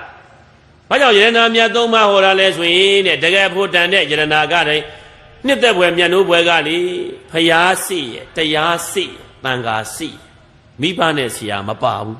ဘာကြောင့်မပါတာလဲဆိုရင်မိဘနဲ့ဆရာဆိုတာတဲ့အချို့မိဘကမြတ်တယ်အချို့မိဘကရုပ်တယ်ဥမာကလားမိဘခရိယာမိဘရုပ်ပြီးနှိပ်ပြီလေမွေးကလေးကသားတွေသမီးတွေသင်ပေးတာကတလွယ်ရိုးရိုးတလွယ်မဟုတ်ဘူးစောက်တလွယ်အဲ့လိုပြောမှရမှာမွေးကလေးကလေမင်းတို့ကိုတဲ့အမေမွေးတာမဟုတ်ဘူးတဲ့ဘုရားသခင်မွေးတာအဲ့ဒါမှန်လားလွဲလားဘသူကမွေးတာအမေရမွေးရတာအမေမှပြဲနေအောင်မွေးထားရတာဟုတ်ရဲ့လားအမလေးဆေးုံတက်ပြီးတော့မွေးထားရတာအဲ့ဒါကိုဘယ်လိုပြောလဲအမေမွေးတာမဟုတ်ဘူးတဲ့ဘုရားသခင်မွေးတာတဲ့ဘုရားသခင်ကြွေးတာတဲ့ဘုရားသခင်ကဲတင်တာတဲ့ကုသိုလ်လည်းပါဘူးအကုသိုလ်လည်းပါဘူးအဲ့ဘာသာတဲ့ဝင်တဲ့ကလားလည်းကလားတဲ့ဝင်တဲ့ခရိယန်ကလည်းခရိယန်တဲ့ဝင်တဲ့ဘုရားသခင်ဟိုသာရှစ်ခိုးတဲ့ဘယ်မှာလဲဆိုတော့လည်းမသိဘူးဘာလုပ်ပေးမှလဲဆိုလည်းမသိဘူးကောင်းကင်ဘောရောက်မှကြီးပြောတယ်သူတို့30ဘုံမရှိဘူးအဲ့တော့လေမင်းတို့တဲ့ကောင်းတာလို့မကောင်းတာလို့တဲ့ဘုရားသခင်ကတဲ့ကိုစားခံပေးမှကလေးတွေကိုအကုသိုလ်ကိုကြောက်အောင်သင်မပေးပဲနဲ့အကုသိုလ်မှုကြီးကိုလုတ်ပြအောင်လေးတွန်းပို့ပေးနေတာနဲ့မတူဘူးလားအဲ့ကြတော့အရိမိစ္ဆာဒိဋ္ဌိရဲ့သားတွေသမီးတွေကကုသိုလ်အကုသိုလ်မသိရမကြားရမနာရမသိရတော့သိလဲမသိမကောင်းတာလို့လဲကလားလဲနွားတတ်ရင်လေသူတို့အပြစ်မရှိဘူးတတ်ကြက်တတ်လည်းအပြစ်မရှိချတတ် အဲ့တော့မကောင်းမှုကြီးကိုအဲ့ဒီလိုကိုခံရမယ်မှမသိတော့လေငရဲမီတောက်ရင်မသေးပါဘူးဆိုပြီးချကိုနဲ့မောလိုက်တာပိုက်ထက်ရောက်တော့ဘာဖြစ်သေးတာအောင်နေသေးမှန်ရလားအခုလည်းပဲသူတို့တွေဟာမိဘတွေကစတင်တဲ့ကတလွဲနေတယ်မားနေတယ်သားသမီးကလည်းပုပ္ပါစီရမိနေပါမိဘနှစ်ပါးဆုံးမတာအမှန်ပဲဆိုပြီးတော့လေယူဆပြီးတော့အဲ့ဒီမှာလေဟုတ်တယ်အခုတို့လည်းမရှိငါလို့လည်းငါမခံရနော်ဆိုပြီးအဲ့မဲ့စားပြီးနားမလဲဝါဒတွေဖြည့်ပြီးတော့အာကုသိုလ်ကြီးရဲပြူတော့လေကံသုံးပါးနဲ့ပြုသူကကိုခံရတော့လေကိုပဲခံရမှာဝန်ထမ်းလုပ်တာကတယောက်လာစာကိုကသွားထုတ်လို့ရမလားဘယ်သူပဲထုတ်ရမှာဝန်ထမ်းကပဲထုတ်ရမှာလေကဲဒုပရိသတ်ကဟိုမဲ့ဝန်ထမ်းလုပ်တယ်ဂျလန်ကျိုးဆရာတော်ကလာကုံတော့မှငါလည်းလာစာထုတ်မယ်ရလားဝန်ထမ်းလုပ်တာကတယောက်ထုတ်တာတယောက်မရဘူးမကောင်းမှုကိုလည်းပြုသူတယောက်ခံသူတယောက်မရဘူးဒီယုံနာနှစ်ပါးနဲ့ပြုတယ်ဒီယုံနာနှစ်ပါးနဲ့ပြန်ပြီးတော့ခံရတဲ့သဘောပါပဲမှန်ရလားအဲ့တော့လေမိဘနှစ်ပါးကသင်လိုက်တော့လေသူတို့ကလေကောင်းတာလို့မကောင်းတာလို့အပြစ်မရှိဘူးလို့ယူဆပြီးမကောင်းမှုကိုရကြီးလုပ်တယ်ရကြီးလုပ်တော့ကံသုံးပါးနဲ့ပြုကိုပြုတဲ့ကံတွေကကိုပြန်အကျိုးပေးပြန်ဖြည့်စည်းအပယ်ကြအဲ့တော့ဒီမိဘတွေကလေဟောသားသမီးတွေကိုချစ်တယ်လို့ဘလောက်ပဲပြောလေဘင်းကိုဆွဲစပင်မေးကိုဆွဲပြီးကိုသားတွေသမီးတွေကိုငရဲအိုးတဲ့ပြစ်ချတာနဲ့မတူဘူးလားဒါကြောင့်ပုပ္ပါစရိယမိနဲ့ဖတိတ်ရေးကြည့်တယ်မိဘကအခရာဘာကအခရာမိဘမရင်သားသမီးတွေမှားပြီးတဘဝတည်းမာရာမုတ်ပါတန်တရားတစ်လျှောက်လုံးမှားပြီးရင်တော့မှောက်ပြီးရင်တော့ရှုံးပြီမှန်ရလားဒါကြောင့်မို့လို့ပြိဿရေမိဘတွေဆိုတာကမိဘနှစ်ပါးဆိုတာအိမ်ဦးနတ်ကြီးတနည်းအားဖြင့်ပြောရင်ရှေးဦးဆရာနဲ့တူတယ်မတူဘူးလားဒါဟုနေရကနေဘေကဝေတာနိကုလာနိတဲ့မိဘနှစ်ပါးကိုမိမိတို့ရဲ့အိမ်ခေါင်းရင်မှာအိမ်ဦးကမှာပူဇော်လှုပ်ကြွေးပြုစုယူရပြီးတော့နေခဲ့မယ်ဆိုရင်အဲ့ဒီအမျိုးကောင်းသားသားတွေသမီးတွေဒီတဲ့အာဟုနေရကဂုံနဲ့ပြည့်စုံတဲ့အလူကံပုဂ္ဂိုလ်မြတ်ကြီးနဲ့အတူတကွနေရကုန်သည်ဟွန်တိဖြစ်တယ်ရလို့ဒေသေဒီကောင်းစွာမသွေဟောကြားခဲ့လေတော့တည်း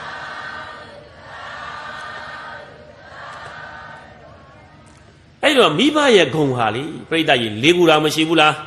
မိဘဆိုတာမြမပြည်ရမြမမင်းကြီးနဲ့တူတယ်နတ်ပြည်ကနတ်မင်းကြီးနှစ်ပါးနဲ့လည်းတူပါတယ်ရှေးဦးဆရာနဲ့လည်းတူပါတယ်တဲ့အလူကံပုဂ္ဂိုလ်မြတ်ကြီးနဲ့လည်းတူပါတယ်တပည့်ဟာတွေလိုက်ရှာနေစရာလိုသေးလားကုသိုလ်လိုချင်ရင်ကိုယ့်အိမ်မှာပဲမိဘနှစ်ပါးမရှိဘူးလား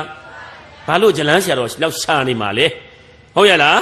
မိဘနှစ်ပါးကိုသာပြုစုပါလှုပ်ကြွေးပါအဲ့တော့ဒီနေရာမှာပြိဿမြန်မှတ်ဆရာလေးက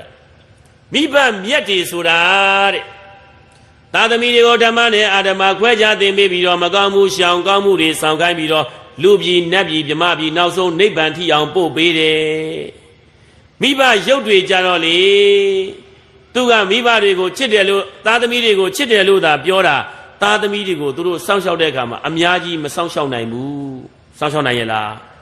မစောင့်ရှောက်နိုင်ဘူးတဲ့အိုက်ကဲမှာပဲဆိုကလေးတွေကတကယ်အဟုတ်မှပြီးတော့မိဘစကားနားယောင်ပြီးတော့အဲ့ဒီမှာအယူတွေမှားသွားတတန်တရားလုံးပြိဿရေမှောက်မသွားဘူးလားမှောက်သွားတယ်တဲ့ဒါကြောင့်မလို့မိဘမြန်မိဘနန္ဒာကိုင်းဝင်မိဘယရနာမိဘမိတ်ဆွေကောင်းဆိုတာမိမိကိုယ်တိုင်ကလည်းတရားတရားရှိတယ်သားတွေသမီးတွေကိုလည်းတရားတရားရှိအောင်သင်ပေးတယ်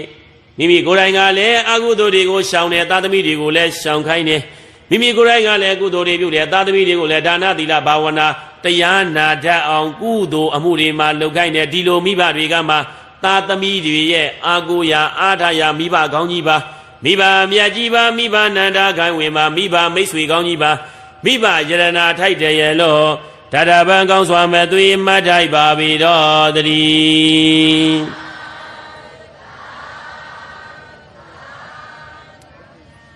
ဒါကြောင့်မိဘခေါင်းလောင်းတဲ့တင်အလုတ်လို့မရသေးဘူးရရဲ့လားမိဘမြတ်တွေဖြစ်ဖို့လိုတယ်အနန္တဂိုင်းဝင်ဖို့ပြိဿရေမလိုဘူးလားဒါကြောင့်ယရနာမြတ်၃ပါးထဲမှာလေမြတ်စွာဘုရားကယရနာမြတ်၅ပါးလို့မဟောတာမိဘနဲ့ဆရာကိုခြံခဲ့တယ်ဘာကြောင့်ခြံခဲ့တယ်လဲဆိုရင်တဲ့အချို့မိဘတွေကအဲ့ဒီလိုသားသမီးတွေကိုတကယ်အရှိတရားလေတရားတရားရှိအောင်သင်မပြတတ်ဘူးအချို့မိဘတွေကသင်ပြတတ်တယ်သင်ပြတတ်တဲ့မိဘကတော့အနန္တဂိုင်းဝင်နဲ့ရှ िख ိုးခံထိုက်တယ်ပူဇော်ခံထိုက်တယ် ဩမိစ္ဆာဒိဋ္ဌိကလားခရိယံလို့မိဘတွေကြတော့အနန္တလည်းဂိုင်းမဝင်ဘူးမိဘမြတ်လည်းမမြတ်ဘူးမိဘမိတ်ဆွေကောင်းအစစ်မာကိုမရှိဘူးရှိရလားဒါကြောင့်မို့လို့အဲ့ဒီလိုမိဘတွေလည်းလောကမှာများတဲ့အတွက်ကြောင့်မြတ်စွာဘုရားကနံပါတ်4ယရနာမဟောပါတန်ခါနဲ့ရက်ထားဆရာလည်းဒီတိုင်းပဲဆရာဆိုတာကလည်းပဲအခုလိုအရှိတရားတွေဟောပြပြီးတော့တန်တရားနဲ့ရှင်းလမ်းညွန်ပြတတ်တဲ့ဆရာမအနန္တဂိုင်းဝင်နာအင်္ဂုလိမာလာရဲ့ဆရာဆိုရင်အနန္တဂိုင်းဝင်သလားအဇာတသက်ရဲ့ဆရာဘယ်သူလဲအဇာတသက်ရဲ့ဆရာဘယ်သူလဲဒေဝဒတ်ဆိုရင်လေအဇာတမင်းကလေရှ िख ိုးခံထိုက်သလားဇာတမင်းရဲ့ရှ िख ိုးကိုခံထိုက်သလားအနန္တောနန္ဒ၅ပါးဂိုင်းဝင်သလားဘာလို့ခိုင်းလို့အဖေကိုပြန်သခိုင်းတယ်လीဟုတ်ရလားအင်္ဂုလိမာလာရဲ့ဆရာကတော့အမေကိုလည်းတတ်ခိုင်းတယ်လက်ညှိုးပေါင်းတစ်ထောင်လည်းဖြတ်ခိုင်းတယ်အခုအဇာတတရဲ့ဆရာဒေဝဒတ်ကြတော့မင်းအဖေကိုပြန်တတ်ငါဘုရားတတ်မယ်လို့တာကက်တာမျိုးဆရာကြတော့အနန္တဂိုင်းဝင်သေးလားဆရာမြတ်သေးလားဆရာမိတ်ဆွေကောင်းအစ်မရှိသလားကလီကချီဆရာဒါကြောင့်မို့လို့ကလားဆရာခရိယန်ဆရာတွေဆိုရင်လည်းပဲအနန္တဂိုင်းမဝင်ပါဒါလေးလည်းမှတ်ဦးဝင်ရလားတန်တရားနဲ့ရှင်ပြီးတော့ဘာကောင်းကျိုးမှမဖြစ်နိုင်တဲ့ဆရာတွေဒီလိုဆရာဆိုရင်တော့အင်္ဂုလိမာလဆရာလိုပါပဲဘာမှအဖို့မတန်မှဆရာရုပ်တည်ဒါကြောင့်မိဘတွေဆိုတာဆရာတွေဆိုတာမြတ်စွာဘုရားကချွင်းချက်အနေနဲ့ထားပြီးတော့မိဘနဲ့ဆရာကိုယရဏမြတ်၃ပါးနဲ့မထည့်ဘဲနဲ့ခိုင်းဝင်တဲ့ဟာလည်းဝင်မဝင်တဲ့ဟာလည်းမဝင်ဆိုပြီးအနန္တောအနန္တ၅ပါးထဲမှာထည့်ခဲ့တာမထည့်ဘူးလားဒါလေးတွေလည်းသိဖို့မလိုဘူးလားအခုကမိစ္ဆာဒိဋ္ဌိရဲ့မိဘတွေကျတော့သားတွေသမီးတွေကိုစုံမတာဓမ္မနဲ့အာဓမ္မပါသေးလားကိုအားကိုဖို့ပါသေးလားမကောင်းမှုတွေရှောင်ဖို့ပါသေးလားတကယ်တမ်းတာတို့သားတွေသမီးတွေကိုမကောင်းမှုကြီးကိုကြောက်အောင်သင်ပေးစမ်းပါတကယ်ကြောက်ပါတယ်ဟိုးမွန်ပြည်နယ်မုဒုံနာမှာဝင်းစိန်တော်ရကြားဘူးလားဖရာကြီးတည်တာအကြီးပဲတကဘာလုံးမှာအကြီးဆုံးမပြီးသေးဘူးအဲ့ဒီဖရာကြီးတဲ့ကိုတက်သွားရင်လိုက်လေဖရာကြီးထဲမှာလေဘာတွေရှိလို့ဆိုအတုခန်းလေးတွေနဲ့သူဇတ်တော်ကြီး10ဘွဲတွေပါရမီဖြည့်တဲ့အခန်းတွေဆုကြီး5ပါးအခန်းတွေ950သူကပကြီးကားချက်ရေးထတာမဟုတ်ဘူးသူကရုပ်ပုံကြီးတွေထုထားတာရုပ်လုံးကြီးတွေငရဲကန်းအကုန်ပါတယ်အမလေးငရဲကန်းဆိုရင်အသက်တွေဝင်လိုက်တာတကယ်ငရဲသားတွေကထိုးတတ်ပြီးဒုက္ခတွေခံရတဲ့ပုံကြီးတွေရှာတန်းတန်းတွေသွေးတန်ရဲရဲတွေကလေးတွေသားလေးသမီးတွေကိုအဲ့ဖရာရောက်ရင်ခေါ်သွားပြီးတော့ကလေးတွေပြလိုက်အမလေးကလေးတွေမကြည့်ရဘူးဆရာတော်ကြုံပြီးပြီငါသားတို့ငါသမီးတို့လေသူတို့ဘာဥစ္စာခိုးရင်အဲ့လိုဖြစ်တာသူတို့ဘာကိုဆဲရင်အဲ့လိုဖြစ်တာသူတို့ဘာကိုအသက်တတ်ရင်အဲ့ငရဲမှာခံရမှာဆိုအမလေးကြောက်ပါပြီအမေတို့အဖေတို့ကလေးတွေလေလုံးဝမကြည့်ရဘူးမျက်လုံးကိုစုံမိပြီးတော့လေအမေတို့ကြောက်ပါပြီငရဲကြောက်ပါပြီအဲ့လိုဖြစ်သွားတယ်ဒါကဘာလဲဆိုရင်မိမိတို့မိဘတွေကသားတွေသမီးတွေကိုအာဟုသောအမှုကြီးကိုမလုတ်ပြစ်အောင်နဲ့ရှောင်ပြစ်အောင်တခါတည်းပဲသင်ပေးလိုက်တာနဲ့လည်းပြိဿရေမတူဘူးလားတူတယ်တဲ့အဲဒီလိုမိဘတွေကဓမ္မနဲ့အဓမ္မကုသိုလ်နဲ့အကုသိုလ်တကယ်တမ်းကွဲကြပြီးတော့သင်ပေးလိုက်မယ်ဆိုရင်တဲ့အဲဒီမိဘတွေကမိဘတွေမြတ်မယ်သားသမီးတွေကလည်းပဲအကုသိုလ်တွေရှောင်ပြစ်မယ်ဟောအပင်ငရဲကလည်းလွတ်တော့မယ်အပင်ငရဲလွတ်ပြီဆိုတော့ဒီမိဘတွေရာလေသားသမီးတွေကိုလွတ်ပြီနှက်ပြီနိဗ္ဗာန်ကိုပို့တဲ့မိဘကောင်းမိဘမြတ်တွေပြိဿရေဖြစ်မသွားဘူးလားဖြစ်သွားတယ်တဲ့ဒါကြောင့်မလို့ပြိဿရေမှတ်ရမှာကမိဘကတဲ့သားသမီးကိုချစ်ရင်လောက်ရမယ်အချက်၄ချက်ရှိတယ်မိဘကသားသမီးကိုတကယ်ချစ်သလားမချစ်ဘူးလားဆိုတာဓမ္မနဲ့ရှင်ကြည့်မှသိတယ်။ဘာနဲ့ရှင်ကြည့်မှမိဘတွေကသားသမီးတွေကိုတကယ်တမ်းချစ်တယ်ဆိုရင်တဲ့ပြိဿရေအလုံးမဲ့မှတ်ပြီးအောင်လိုက်ဆိုလိုက်ပါကာကွယ်ပါစောင်းလျှောက်ပါဆုံးမပါအမွေပေးတတ်ပါဆိုကြည့်ပါ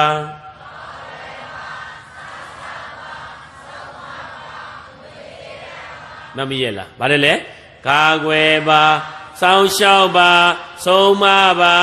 အမွေပေးတတ်ပါအချက်ဘယ်နှချက်လိုတယ်မိဘတွေအလုံးကောင်းတယ်လို့မဟောခဲ့ဘူးလားမိဘတိုင်းဒီကောင်းစစ်မှရှိတယ်ဘာကြောင့်ကောင်းတာလဲအဲ့နံပါတ်1ကာကွယ်လို့ကောင်းတာမမွေးခင်ကောမွေးပြီးတော့ကောသားတွေသမီးတွေကိုကာကွယ်တဲ့အတွက်ကြောင့်မိဘတွေကကောင်းဆိုတဲ့ဂုဏ်နဲ့ပြည့်စုံတာဒါကြောင့်ကာကွယ်တာကပြောစရာမလိုဘူးနံပါတ်2တဲ့စောင့်ရှောက်တယ်ဆိုတဲ့အပိုင်းကြတော့2မျိုးရှိတယ် မိမိရဲ့သားတွေသမီးတွေကိုတကယ်ချစ်ရင်တဲ့အပယ်လွတ်အောင်စောင့်ရှောက်လိုက်ပါမျိုးပြက်မဲ့ဘေးကနေစောင့်ရှောက်ပေးပါချက်နှစ်ချက်ဘယ်နှချက်လဲဘာလဲလဲအပယ်လွတ်အောင်စောင့်ရှောက်ပါမျိုးပြက်မဲ့ဘေးကစောင့်ရှောက်ပါပြောကြည့်ပါ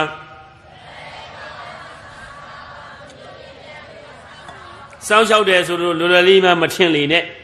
မိဘတွေသားသမီးတွေကိုမွေးထားတဲ့တို့ရဲ့သားတွေသမီးတွေကိုတကယ်ချစ်တယ်ဆိုရင်တဲ့နံပါတ်1တဲ့အဘယ်ဒုက္ခတိမကြအောင်တဘဝတည်းမချစ်နဲ့တန်တရားတစ်ချောင်းလုံးချစ်လိုက်ဟုတ်တယ်နော်တန်တရားတစ်ချောင်းလုံးအဘယ်လေးပုံကလွတ်ပြီးတော့လွတ်ပြီးနတ်ပြည်မာလေးကျင်းလဲနိုင်အောင်ဆိုပြီးတော့သားတွေသမီးတွေကိုဓမ္မနဲ့အဓမ္မကိုခွဲခြားပြီးတော့အကုသိုလ်တွေရှောင်ပြအောင်ကုသိုလ်တွေဆောင်ပြအောင်အဲ့ဒီလိုဆုံးမရင်တဲ့အတ္တသားတွေသမီးတွေကိုအပယ်လွတ်အောင်စောင့်ရှောက်တာနဲ့မတူဘူးလားတူတယ်ဒါကတို့ဗုဒ္ဓဘာသာမိဘတွေကလုံနေကြပဲမလုပ်ဘူးလားကိုသားသမီးတွေကိုအကုသိုလ်အမှုမှာမြောက်ပေးတာများရှိလားသူတို့ဘာအသက်တက်လို့များမိဘတွေကဆုံးမလားသူတို့ဘာဥစ္စာများခိုးလို့များခိုးခိုင်းလားမိဘတွေရှိတယ်နော်ခိုးခိုင်းတာတွေလည်းရှိတယ်များသောအားဖြင့်တော့မခိုင်းပါဘူးဟုတ်တယ်နော်အဲ့တော့နံပါတ်1အပယ်လေးပုံကနေလူအောင်တန်တရားတစ်ချောင်းလုံးစောင့်ရှောက်ပေးလိုက်ပါနံပါတ်2တဲ့မိမိတို့မွေးထားတဲ့သားတွေသမီးတွေမျိုးပြက်မဲ့ဘေးကနေလဲစောင့်ရှောက်ပေးပါဘာပြက်မဲ့ဘေးလူမှာအမျိုးကြက်မှာတို့မှလည်းတို့မျိုးမရှိဘူးလားတို့ကဘာလူမျိုးတွေလဲဗုဒ္ဓဘာသာဘာလူမျိုးဗုဒ္ဓဘာသာမြန်မာလူမျိုးပြောကြည့်ပါမြန်မာလူမျိုးလားကလားလူမျိုးလားမြန်မာလူမျိုးလားခရစ်ယာန်လူမျိုးလားဗုဒ္ဓဘာသာမြန်မာလူမျိုးတို့တိုင်းပြည်ကလည်းမြန်မာပြည်လားကလပြည်လားမြန်မာပြည်လားခရစ်ယာန်ပြည်လားဒါလေးတွေဒီကကြီးမှာအကုန်လုံးသိဖို့မလိုဘူးလားဗုဒ္ဓဘာသာမြန်မာတို့တိုင်းပြည်တို့မှာတိုင်းပြည်လည်းရှိတယ်လူမျိုးလည်းရှိတယ်ဘာသာလည်းရှိတယ်သာသနာလည်းရှိတယ်တက်နေထိုင်တာအချို့လူမျိုးတွေမွေးလာဒါတိုင်းပြည်မရှိဘူးရှိလားကလေးကချေတွေအုတ်ကြားမြက်ပေါက်တွေဥမာပေါ့မြန်မာပြည်မှာနေတဲ့ကလားတွေခရစ်ယာန်တွေပေါ့တိုင်းပြည်ရှိလားရှင်းသွားနေလေကိုတိုင်းပြည်ကိုသွားနေလေတိုင်းပြည်မရှိလို့မြန်မာပြည်မှာကတ်နေတာအဲ့ဒါကိုလေသူတို့တိုင်းပြည်လို့ထင်ပြီးတော့လေမုတ်စိတ်ဝေကပတိုင်းဝေကတို့တောင်တို့ထောက်ပြီးကြည့်နေရင်တောင်ဖြတ်အုပ်ပြစ်ချင်လိုက်နော်တကယ်တမ်းသူတို့ကတိုင်းပြည်ပိုင်လားတို့ကတိုင်းပြည်ပိုင်လားဒီတိုင်းပြည်ကသူတို့တိုင်းပြည်လားတို့တိုင်းပြည်လားသဘောပေါက်ဖို့မလိုဘူးလားဒါကြောင့်ရလန်းကျိုးဆရာတော်ဒီကလေးတရားပွဲတွေဟောတဲ့ကမှာကြပြလေးဆက်ပေးထားတယ်ကျောင်းသူကျောင်းသားဆိုတာကျောင်းသူကျောင်းသားလူငယ်များမျိုးချစ်စိတ်ဓာတ်ဆင်မွေးဖွားအဲ့မျိုးချစ်တတ်ဖို့လိုတယ်ကိုယ်မျိုးကိုချစ်သူ့ကိုချစ်ခွေးချစ်တာဘာမှမဆိုင်ဘူးနွားချစ်တာဘာမှမဆိုင်ဘူးကိုရီးယားချစ်တယ်ဂျပန်ချစ်တယ်တရုတ်ချစ်တယ်ကလားကလည်းကလားကိုချစ်မှချစ်တို့ဗမာကသာအဲ့မုတ်စိတ်သွားချစ်နေတာတန်ဖိုးမဲ့နေတာဗာမဲ့နေတာဖတ်ရှင်းလေးပဲလေတရုတ်ကတရုတ်ချစ်ကလားချစ်ကိုရီးယားချစ်ဆလုံကိုချစ်ကိုမျိုးကိုချစ်တာအပြစ်လားအပြစ်မဟုတ်ပါကိုမျိုးမဟုတ်ပဲနဲ့ဟိုဘက်ကအမျိုးကိုသွားချစ်ရင်တော့အပြစ်ပဲအဲ့တော့လေမြန်မာပြည်မှာဗုဒ္ဓဘာသာကမှတ်ထားအောင်80%အခြားဘာသာက20%မြန်မာလိုပြောရင်10ယောက်2ယောက်ဘယ်နှယောက်10ယောက်ကကြောက်အောင်မလား2ယောက်ကကြောက်အောင်မလားအခုဘယ်လိုဖြစ်နေမလီဇလန်းနဲ့တွေးလိုက်ချင်တယ်ဟုတ်တယ်နော်10ယောက်ကကြောက်နေတယ်10ယောက်ရဲ့အိမ်လား2ယောက်ရဲ့အိမ်လားသဘောပေါက်ဖို့မလိုဘူးလားအဲ့ဒါကိုလေ10ယောက်ကကြောက်ပြီးတော့မလီကလားကြောင့်မဟုတ်ပါနဲ့ဟောတော့ပါဖြစ်မရှင်းဘူးလားကလမတွေမရင်းကျင့်ပြလို့များဇလန်းဆရာတော်ဟောသလားကြည့်ကြပါဦးမှန်ရလားကြည့်ကိုမကြည့်ကျင်တာမြင်ကိုမမြင်ကျင်တာမင်္ဂလာမရှိပါမင်္ဂလာရှိရလားဟာကလားတွေတက်ပြလို့များဟောလားကလားတွေကလမတွေမရင်းကြည့်မြင်ကလားတွေတက်ပြအကုန်လုံးဘာလို့ပြလို့များဟောလားဘယ်ဘုန်းကြီးမှမဟောဘူးကိုအမျိုးကိုစောင်းရှောက်လို့ဟောမှာရှင်းရလားကလားကလည်းကလားကိုစောင်းရှောက်သူတို့မျိုးသူတို့စောင်းရှောက်လို့လေကလားကဘယ်တော့မှဗမာနဲ့မယူဘယ်တော့မှလည်းဗုဒ္ဓဘာသာမလုပ်ဘူးတို့ဗမာမတွေရတာဖလန်ထပြီးကလားနောက်ကမယငယ်သွားလို့ဟုတ်ရလား ari lo lo ba mya lo Myanmarပြည်မှာအခုကလားလူကြီးတွေများလာလို့ဘုန်းကြီးတွေအိဋ္ဌဒုက္ခအသာလေးဘေးထားပြီးတော့အမျိုးပြက်မှာဆိုလို့ဗုဒ္ဓဘာသာမြန်မာလူမျိုးကနေဗုဒ္ဓဘာသာကလားခွေးမျိုးတွေဖြစ်ကုန်မှာဆိုလို့ဟောနေရပါတယ်သဘောပေါက်လားတတရားပဲဟုတ်တယ်နော်မြတ်စွာဘုရားဟာလေခွေးဘွားရောက်တုန်းကလည်းခွေးမျိုးစောင့်ရှောက်ခဲ့တာပဲစက်တော်တွေပြန်ဖက်မြောက်ဘဝရောက်တုန်းကလည်းသူ့အမျိုးတွေတေမာဆိုလို့ຫນွယ်ကြိုးကြီးနဲ့ဟိုဘက်ကိုခုံပြီးတော့ကိုသွားသူ့မျိုးစောင့်ရှောက်ခဲ့တာပဲဘုရားစက်တော်တွေကြည့်ရင်လေနောက်ဆုံးဘုရားဖြစ်တဲ့အောင်တာကီဝင်မင်းမျိုးတွေကို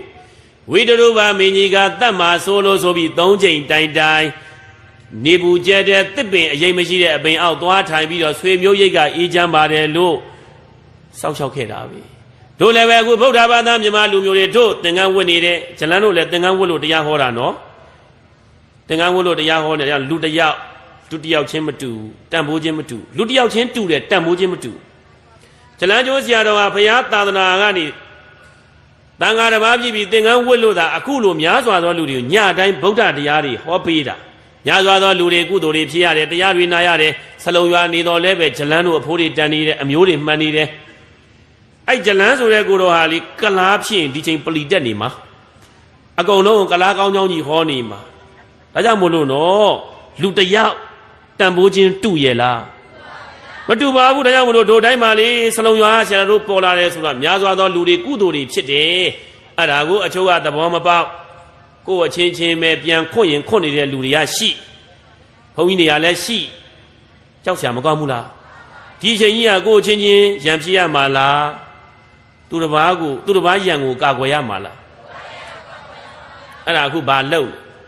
ကိုယ်အချင်းချင်းပဲအတရားပွဲဘာဖြစ်တယ်ညာဖြစ်တယ်လိုက်ပိတ်လို့ပိတ်ဆို့လို့ဆို့ဇလန်းတို့ကတော့ဟောမှာပါပဲမကြောက်ပါဘူးဟောတယ်နော်အဲ့ဒါလေးတွေကြက်တယ်မာကြီးတဲ့ကြက်တယ်မာကြီးကလမာကြီးပေါ့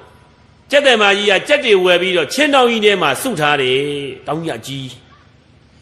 အဲ့ဒီထဲမှာကြက်မလည်းပါကြက်ဖလည်းပါကြက်သေးသေးတွေရောကြက်ကြီးတွေရောအငယ်တွေရောပေါ့ကြက်မျိုးစုံရောက်နေတယ်ကြက်တယ်မာကြီးကစုထားတယ်ဆိုတာဘာလို့မလို့တတ်မလို့မေတ္တာရှိလို့ကရုဏာရှိလို့မွေးတာလားတတ်မလို့မွေးတာလားကြက်တယ်မာကြီးစုထားရာချင်းတောင်ထဲမှာကြက်တွေပြောတဲ့အဲ့ချင်းတောင်ကြီးထဲမှာကြက်တွေကမသိဘူးပြောနေတာချင်းတောင်ထဲမှာကြက်တွေပြောကြက်က3မျိုးတောင်ရှိတယ်တဲ့ချင်းတောင်ထဲမှာအမျိုးသားခွဲလိုက်ရင်မိတ်လိုက်တိကြက်မိတ်လိုက်လျက်ချင်းတောင်ထဲမှာတဖလန်ဖလန်ထမိတ်လိုက်အတွန်တန်တိကြက်တွန်နေလျက်တဲ့အချို့ကြက်ကတော့မိတ်မလိုက်ဘူးတဖြန်းဖြန်းချန်အောင်ကြီးအိုတွန်နေတာနံပါတ်1နံပါတ်3ကတော့အခွတ်တန်တိကြက်ခွတ်နေလျက်အချို့ကြက်တွေကြတော့အခွတ်တန်တယ်လားမင်းချမလားဘုံချမလားခြေတော်ကြီးမှာချနေရဘလို့တွေလှုပ်လို့ကြက်တယ်မာကြီးကတော့သူ့အလုပ်စနေပြီဘာလုပ်နေပြီရင်တွေအိုးကြီးတဲနေပြီမိထိုးနေပြီရင်တွေဆိုရင်သွားတော့မှာရင်တွေအိုးကြီးတဲချိန်ဝင်နဲ့အလေးတွေပြင်းနဲ့စင်းနီတုံးကြီးခွမ်းနဲ့ပြစ်ချလိုက်ဓမ္မကြီးအင်းနဲ့ပြစ်ချလိုက်ဖိနံကုန်းကြီးအင်းဆိုကြက်ချင်းတော်ကြီးနာတိုးထိုင်လိုက်ကြက်တယ်မာကလမာကြီးက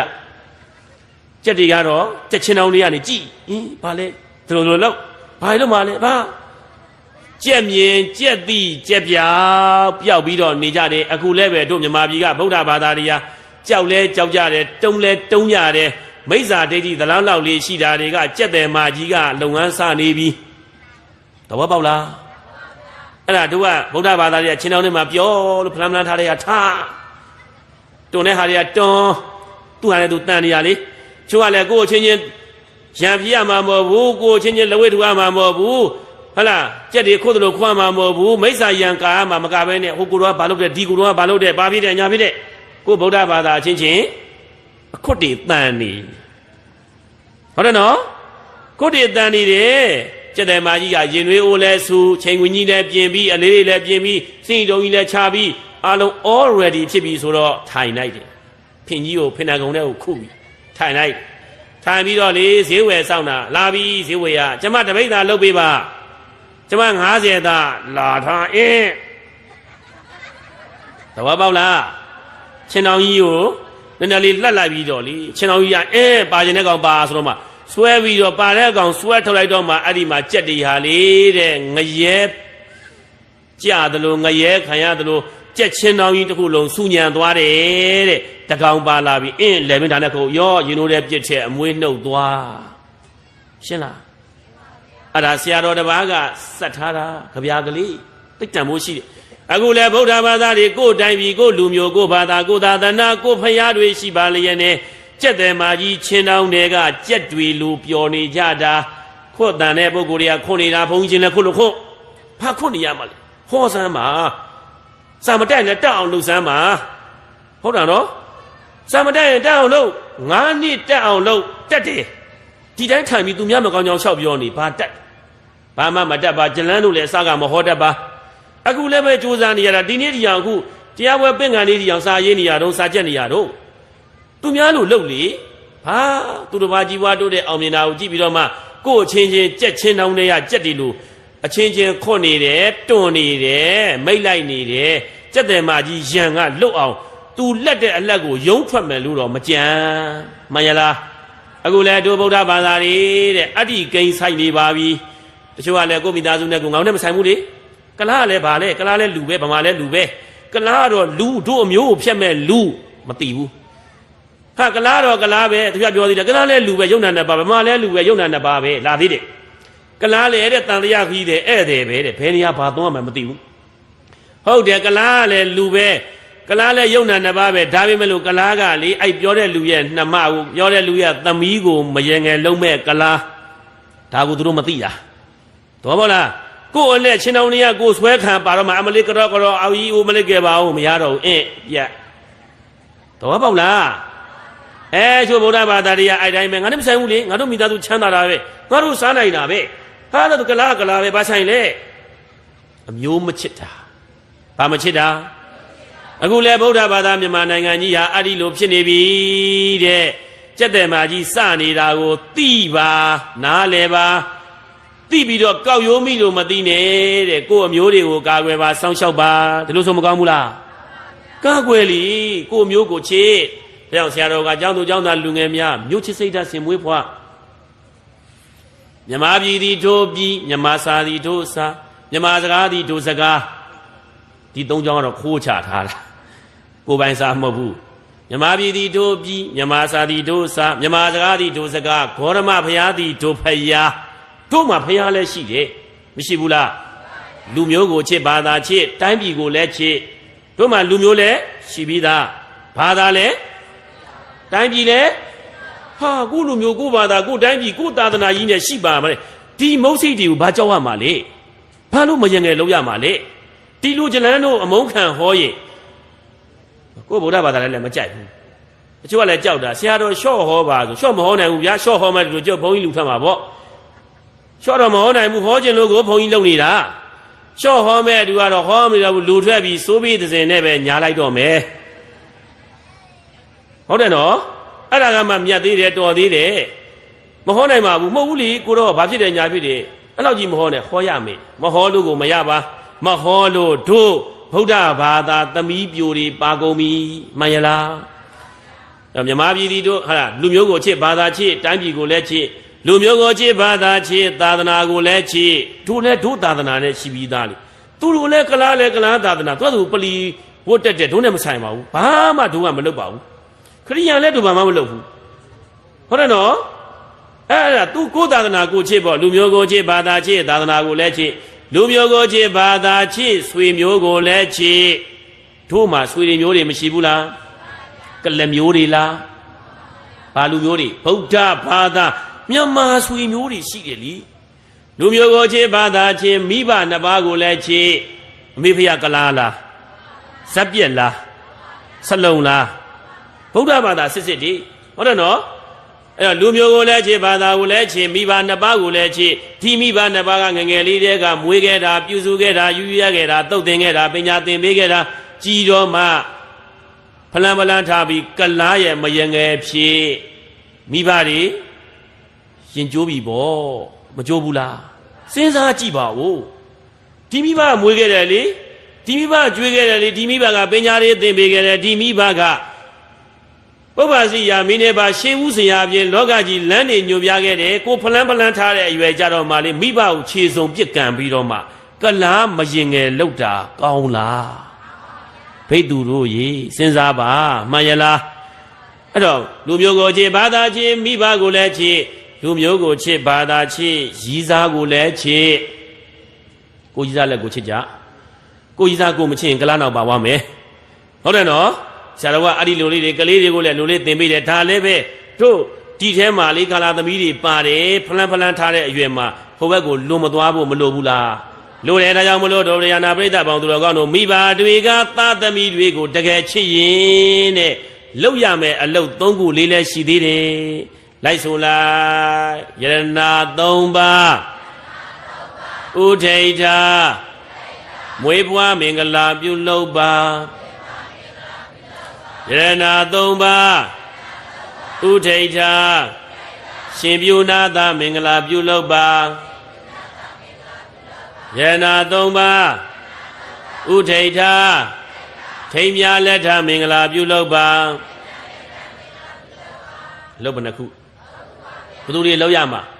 ဗုဒ္ဓဘာသာမြန်မာမိဘတွေလောက်ရမှာယရဏ၃ပါးဥထိဋ္ဌပြီးကိုယ်ဝန်ရတဲ့အချိန်ကစပြီးတော့ပေါ့ပေါ့မနေတော့နေတဲ့တို့ဟာဗုဒ္ဓဘာသာမြန်မာလူမျိုးတွေတို့အခုရင်သွေးလေးရနေပြီသားလေးလားသမီးလေးလားပဲတို့မွေးလာမယ်သားကလေးသမီးကလေးဒီသူတော်ကောင်းလေးဖြစ်ဖို့လိုတယ်သားယရဏသမီးယရဏလေးဖြစ်ဖို့လိုတယ်သားဆိုသမီးဆိုများလိုချင်သလားအဲ့လိုသားကောင်းယရဏသမီးကောင်းယရဏလေးတွေရရန်ယရဏ၃ပါးဥထိတ်မှာထားပြီးတော့လေငါမမွေးသေးတဲ့ကလေးကိုလေတရဏဂုံပေးမယ်ဆိုပြီးတော့ဘိုက်ကလေးကိုပုတ်ပြီးတော့တဲ့မမွေးသေးခင်တည်းကကလေးကိုတရဏဂုံပေးထားပါဗုဒ္ဓံတရဏကိစ္ဆာမိဓမ္မံတရဏကိစ္ဆာမိသံဃံတရဏကိစ္ဆာမိတတိယတိုင်းဘိုက်ပုတ်ပြီးတော့ဘာလို့ရမှာတရဏဂုံပေးထားတဲ့ကလေးလေးဟာတရဏဂုံဓာတ်ကလေးတွေသူတော်ကောင်းဓာတ်ကလေးတွေတရားဓာတ်အထုံကလေးတွေဝင်ပြီးမွေးလာရင်လေဘာလေးဖြစ်မှာသာသမီယရဏလေးဖြစ်မှာဗောမှန်ရလားအဲ့တို့ဗုဒ္ဓဘာသာဒီဘိုက်ကလေးဘုရားမှာများရှက်နေသလားရှက်မနေပါနဲ့မိဘများကြီးတော့ဖြစ်နေမှန်ရလားရှက်ရမှာဟိုမင်္ဂလာဆောင်တဲ့နေ့ပဲရှက်ရမှာမျက်နှာမော်လေးဘာဒီမှမသိဘူးအကုန်လိမ့်မဲသက်ပလဲလို့ကိုယောက်ျားလည်းထွက်ပြေးမှာဆိုလို့လူဆွဲထားပြီးတော့လေအမလေးမင်းသားဆောင်တဲ့နေရာသိရေးကြီးတယ်လေတော့ကြီးစားတွေကတယောက်တည်းမဟုတ်ဘူးလေအများကြီးလေဗျာဒီထဲနေမှာကောင်းတဲ့ထင်တွေကရွေးယူတာလေအဲ့တော့ဒီမင်းသားဆောင်တဲ့နေမှာဗီဒီယိုဇာကားတွေမှာလည်းပြထားတယ်လေထွက်ပြီးခိုးပြေးတာတွေလည်းရှိတော့အဲ့ဒါတို့သမီးကလည်းကိုယောက်ျားကိုလေပါသွားမှကျတော့လူချိတ်ထားတာမိတ်ကပ်တွေပေါင်တာတွေချွေးတွေပြန်မဲတဲ့ပလဲနေတာအမလေးလူတွေကိုလေဟဲနဲ့သူကလက်ဖက်ကြီးလေးမုံလေးလိုက်တိုက်ရတာလိုချင်တာကတော့ဟိုလိုပုံကြီးလိုချင်တာဒါမင်းလားဆောင်ရည်နေမှာလက်ဖွဲ့မများလိုချင်တယ်ကျွေးတာတော့အသင့်တင်မယ်ပြန်တော့သူလက်ဖွဲ့မများရဖို့လိုတယ်အဲ့ဒီမှာလိုက်ပြအဲ့ချိန်ဟာရှက်ရဆုံးအချိန်ပဲ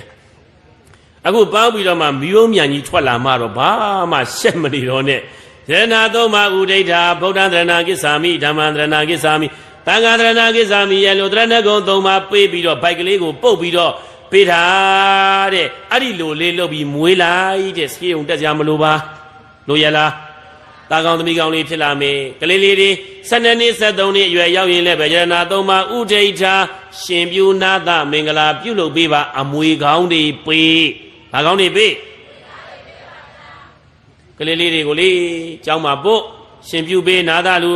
သီလရှင်တွေဝတ်ပေးအဘိဓမ္မာတွေသင်ခိုင်းဓမ္မယဉ်ကျေးမှာနုညံ့မှာတိမ်မွေ့မှာမှန်ရလား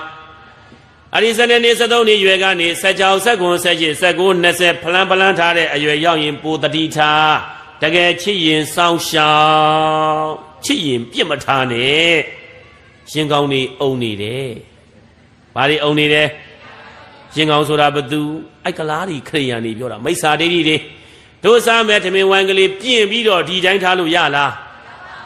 ဘသူလာနားရှင်ကောင်းနာရဤစားမိရင်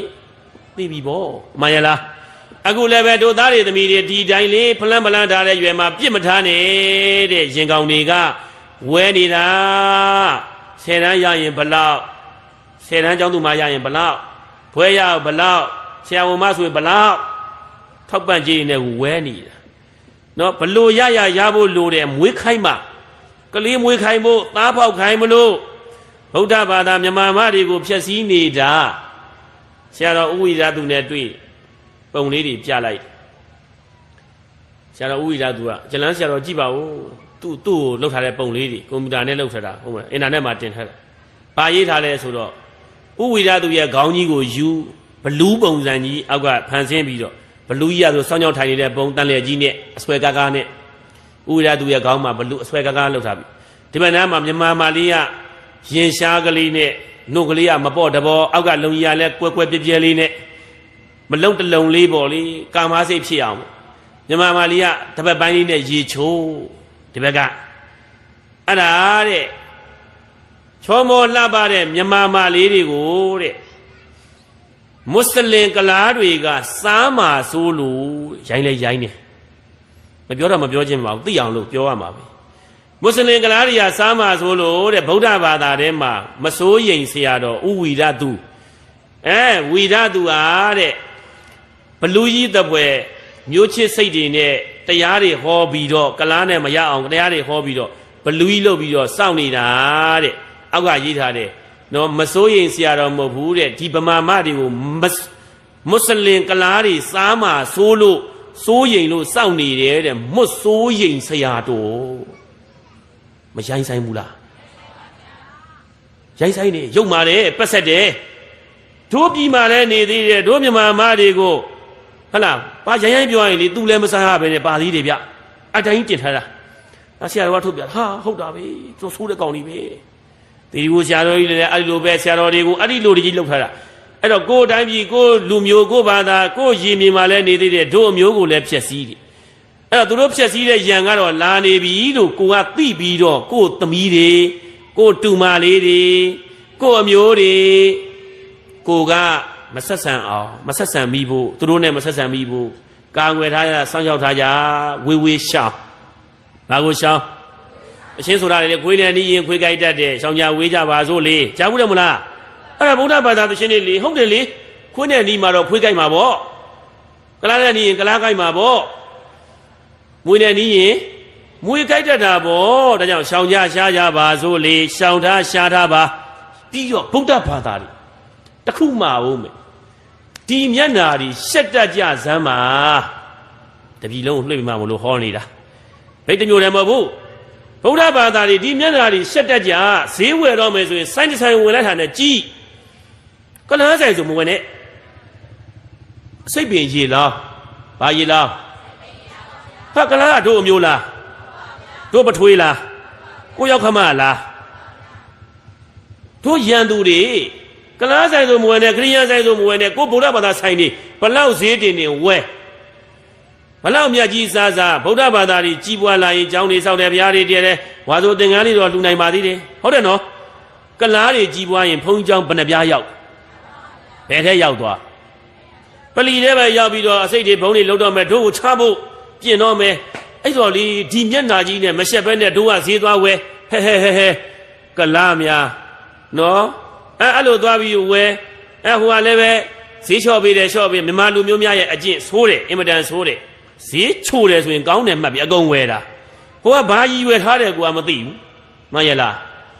ကျလန်းမဝယ်ဘူးကျလန်းနှစ်ခါသုံးခါရှိပြီးကလားဆိုင်ဝင်သွားတာဟေးဘာဆိုင်လဲမရိုက်တယ်ကလားဆိုင်မဝယ်ဘူးကွာလို့ပြောလိုက်ဘာဖြစ်လဲမဝယ်ဘူးဘာဖြစ်လဲအဲ့လိုချိုင်းဟာကိုပစံတဲ့ကိုပေးဝယ်တာလေဝယ်ချင်မှဝယ်မှာပေါ့မဝယ်ချင်လို့ပြဿနာရှာချပြီမှာပေါ့မှန်ရလားဒါကြောင့်ဒီမျက်နာတွေရှက်တတ်ဖို့လဲလိုတယ်တို့ပရိသတ်များမုံခြင်းမုံပါပြုံးခြင်းပြုံးပါပုရုဇဉ်ဆိုတာမုံတတ်တယ်ပြုံးတတ်တယ်မိစ္ဆာအမျိုးပြက်အောင်တော့မတုံးကြပါနဲ့ဒါလေးပြောချင်နေတာတပည့်လုံးကိုပြောချင်တယ်မုံခြင်းလဲမုံပြုံးခြင်းလဲပြုံးပုရုဇဉ်ပဲဘာဖြစ်လဲအမျိုးပြက်သွားအောင်တော့ကလားရဲ့မရငယ်ဖြစ်အောင်ကတော့မိစ္ဆာဒိဋ္ဌိဖြစ်အောင်ကတော့မတုံးညာနဲ့ငယ်ငယ်လေးတွေကတို့ကိုမွေးထားတဲ့အမေတွေအဖေတွေဆွေတွေမျိုးတွေဗုဒ္ဓဘာသာတွေရဲ့မျက်နာလေးတစ်ချက်လောက်ကြည့်လိုက်ကြစမ်းပါအိမ်အောင်ကြကန်နီးရင်ဘာကြကန်နီးရင်မှန်ရလားဒါကြောင့်မလို့သားတွေသမီးတွေအချိန်တန်းရွယ်ရောက်လာရင်လည်းချစ်ရင်တဲ့ပြစ်မထားနဲ့တဲ့ထိန်များလက်ထက်မင်္ဂလာပြုလုပ်ပေးတဲ့အခါမှာလူမျိုးတူဘာသာတူတရားတူဖျားတူတဲ့ကိုယ်အချင်းချင်းပဲလက်ထပ်ပေးဘယ်လိုလက်ထပ်ပေးမှန်ရလားအဲ့တော့ဗုဒ္ဓဘာသာလောမှာချက်မနှစ်ချက်သုံးချက်မှန်ပြီရလားပထမဇာယတိတိတော်ဒုတိယံ ပပိစံဗုဒ္ဓံဓာတိယဝိဝါဟံဂရိတိရထယရဏတယောဗုဒ္ဓပဗုဒ္ဓဂမေနဝန္တပါလံနုပါလယိဘေကဝေတရားနာပရိသတ်ပေါင်းသူတော်ကောင်းတို့ပန္တိတော်ပညာရှိတဲ့အမျိုးကောင်းသားအမျိုးကောင်းသမီးဗုဒ္ဓဘာသာတို့သည်ပထမရှိဥစွာကိုရလာတဲ့အခါမှာလည်းပဲတဲ့တိရထယရဏတယောယရဏ၃ပါးဥဒိမ့်မှာထားပြီးဇာယတိတရဏဂုံ၃ပါးပေးပြီးတော့ကလေးလေးတွေမွေးဖွားပေးရ၏ဗုဒ္ဓဘာသာတွေလုပ်ရမယ်နံပါတ်1အလုပ်ပါပဲနံပါတ်2သားလေးတွေသမီးလေးတွေ10နှစ်12နှစ်အရွယ်ရောက်လာပြီဆိုရင်လေဒုတိယနှစ်ကြိမ်မြောက်မှာတော့ပပိစံဗုဒ္ဓရှင်၌ဖြစ်တဲ့သားယရဏသမီးယရဏလေးတွေကိုရှင်သာမဏေသီလရှင်လေးတွေပြုလုပ်ပြီးတော့သာသနာအမွေပေးရ၏တတိယသားတွေသမီးတွေအချိန်တန်အရွယ်ရောက်လို့အိမ်တော်ကြမဲ့အရွယ်ရောက်လာခဲ့ပြီဆိုရင်လည်းပဲတတိယဝိဝဟံကရေလူမျိုးတူဘာသာတူတရားတူတဲ့ကိုဗုဒ္ဓဘာသာအမျိုးချင်းချင်းတွေတဲ့ဝိဝဟံကရေထိမ်းမြလက်ထမင်္ဂလာတွေပြုလုပ်ပေးရမယ်အဲ့လိုပြုလုပ်ပေးမှာဝန်တာပါလနုပါလယေမိမိတို့ရဲ့အမျိုးအနွယ်ကိုအစဉ်စောင့်ရှောက်တဲ့သားကောင်းသမီးကောင်းတွေဖြစ်မယ်ရလို့မိဘကောင်းရနာတွေဖြစ်မယ်ရလို့ဒါရဗံကောင်းစွာမဲ့သွေးမှတ်ထိုက်ပါပြီတော့တည်း